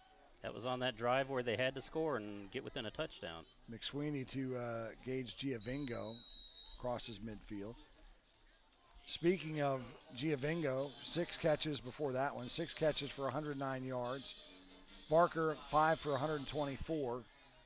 Van Meter, 5 for 61. Nelson, 4 for 74. So he's sharing the love. He's spreading it around a little bit here today. But then you look at Heidelberg. Montavious Yearby, 25 carries for 165 yards. He's averaging 6.6 a carry. McSweeney over the middle to Cashaw. Grossman, 6 carries, 94 yards. Gephardt's run it 9 times for 28. Gephardt has thrown 22 of 35 for 276 yards, 5 touchdown passes today. He had 13 coming in, so now he's got 18. Pennick receiving yards today at 76 on 7 catches. Maceo Matthews, 6 for 91. Kevon Belcher, 5 for 91. I mean to tell you, they're totally dominating this football game. Pass is caught, complete to Ryan Van Meter. If you would have told me of these 2 quarterbacks who would throw 45 passes, would you have said McSweeney? No, because why would you throw 45 times if you're relying on Tanner Clark to get you 200 yards a game? Exactly. So yeah, McSweeney just threw another pick. He threw it into double coverage. I just don't know what he's seeing. He was looking for Ryan Van Meter, and he threw it right into double coverage. Look at it right here again on the instant replay. He tried to thread the needle, and he just led Van Meter too far. And another pick. And Heidelberg is going to get out of here with a huge victory today over the Pioneers at home on homecoming. And as I mentioned in our pregame, they get that 2-point conversion against Baldwin Wallace 2 weeks ago. They're 5-0. They're 5-0. And they only have 2 other teams to worry about in that upper tier. Yeah. So Marietta's going to fall to 3-2 on the year and 2-2 in the OAC. And they've got to go back to the drawing board, man. They've got to figure out what they got to do to change their thinking, their personnel, to correct some of these holes that Heidelberg, quite frankly, has exposed this afternoon. We've seen that Marietta has trouble adjusting to a hurry-up offense. We see that Marietta has trouble when they're being out-muscled on the line of scrimmage because Tanner Clark has had nowhere to run the ball today. Normally he can bust through holes in the line. There haven't been any holes in the line today. Well, does that go back to the youth of the line itself? Yeah, well, sure. 5 sophomores. Yeah, like I said, across that. But we're 5 games into the season. Yeah, across that line, you're looking at Rutherford's a freshman, Webb is a freshman. Of course, Rutherford didn't play today. There's Grossman again. But Rutherford's a freshman. Webb is a sophomore. Wilder's a sophomore. Browning a sophomore. And Rayshawn Stewart is a sophomore. So they're young and they're big, 264, 285, 242, 277, 268. But they got beat up today. There's no question. And what does Terry Smith over at Williamstown always say? The game's decided in the trenches. That's right.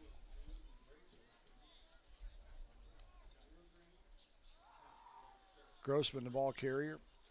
I tried phrasing that question to him 18 million different ways, and he still came up with the same answer. Yeah. He saw me coming. Tell you, if you're from around here and you're listening and you're a high school football fan, a great ball game out at Warren the other night at Williamstown and Warren High School.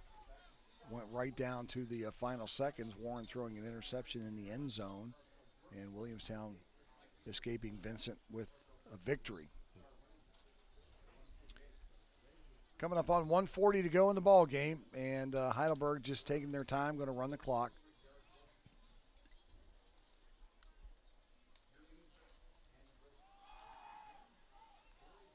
Grossman again across midfield. He must be their only tailback.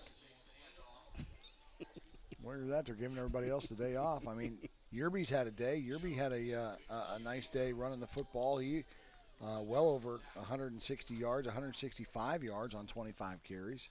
I'm just thinking from a parent standpoint. Yeah. 26 points up.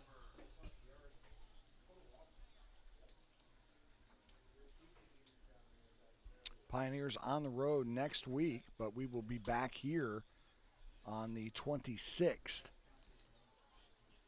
as Marietta comes back home. You promised sunshine that day as well? No, I promised nothing. I was going to guarantee you a victory today, but I'm glad. I'm glad I didn't. Well, thanks for having me, though. Yeah, I mean, listen, I'm so glad you were here, and I can't wait to have you back on the 26th. And just like the line from the movie, did you see the movie That Thing You Do? You know, the Tom Hanks movie, right?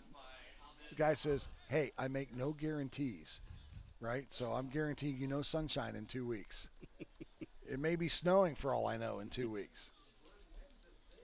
And if it is, I hope that Duvall is working a game in Montana somewhere where it's 48 below. That'll be the last play of the ball game. They don't have to snap it again. Our final score, Heidelberg 58, Marietta 32. Thank you for tuning in this afternoon. We'll see you next weekend from Parkersburg High School as Hurricane comes to town to play the Big Reds. 1455 Media will have that ball game next Friday night live from Stadium Field. For my producer, Scott McKittrick, for Troy Duvall in the booth, for Mitch in the truck, and for my color partner, Carrie Patrick, in the booth, I'm Brian Noss. Thanks for tuning in. Our final score, Heidelberg wins it on homecoming, 58-32. We'll see you next time. Bye-bye for now.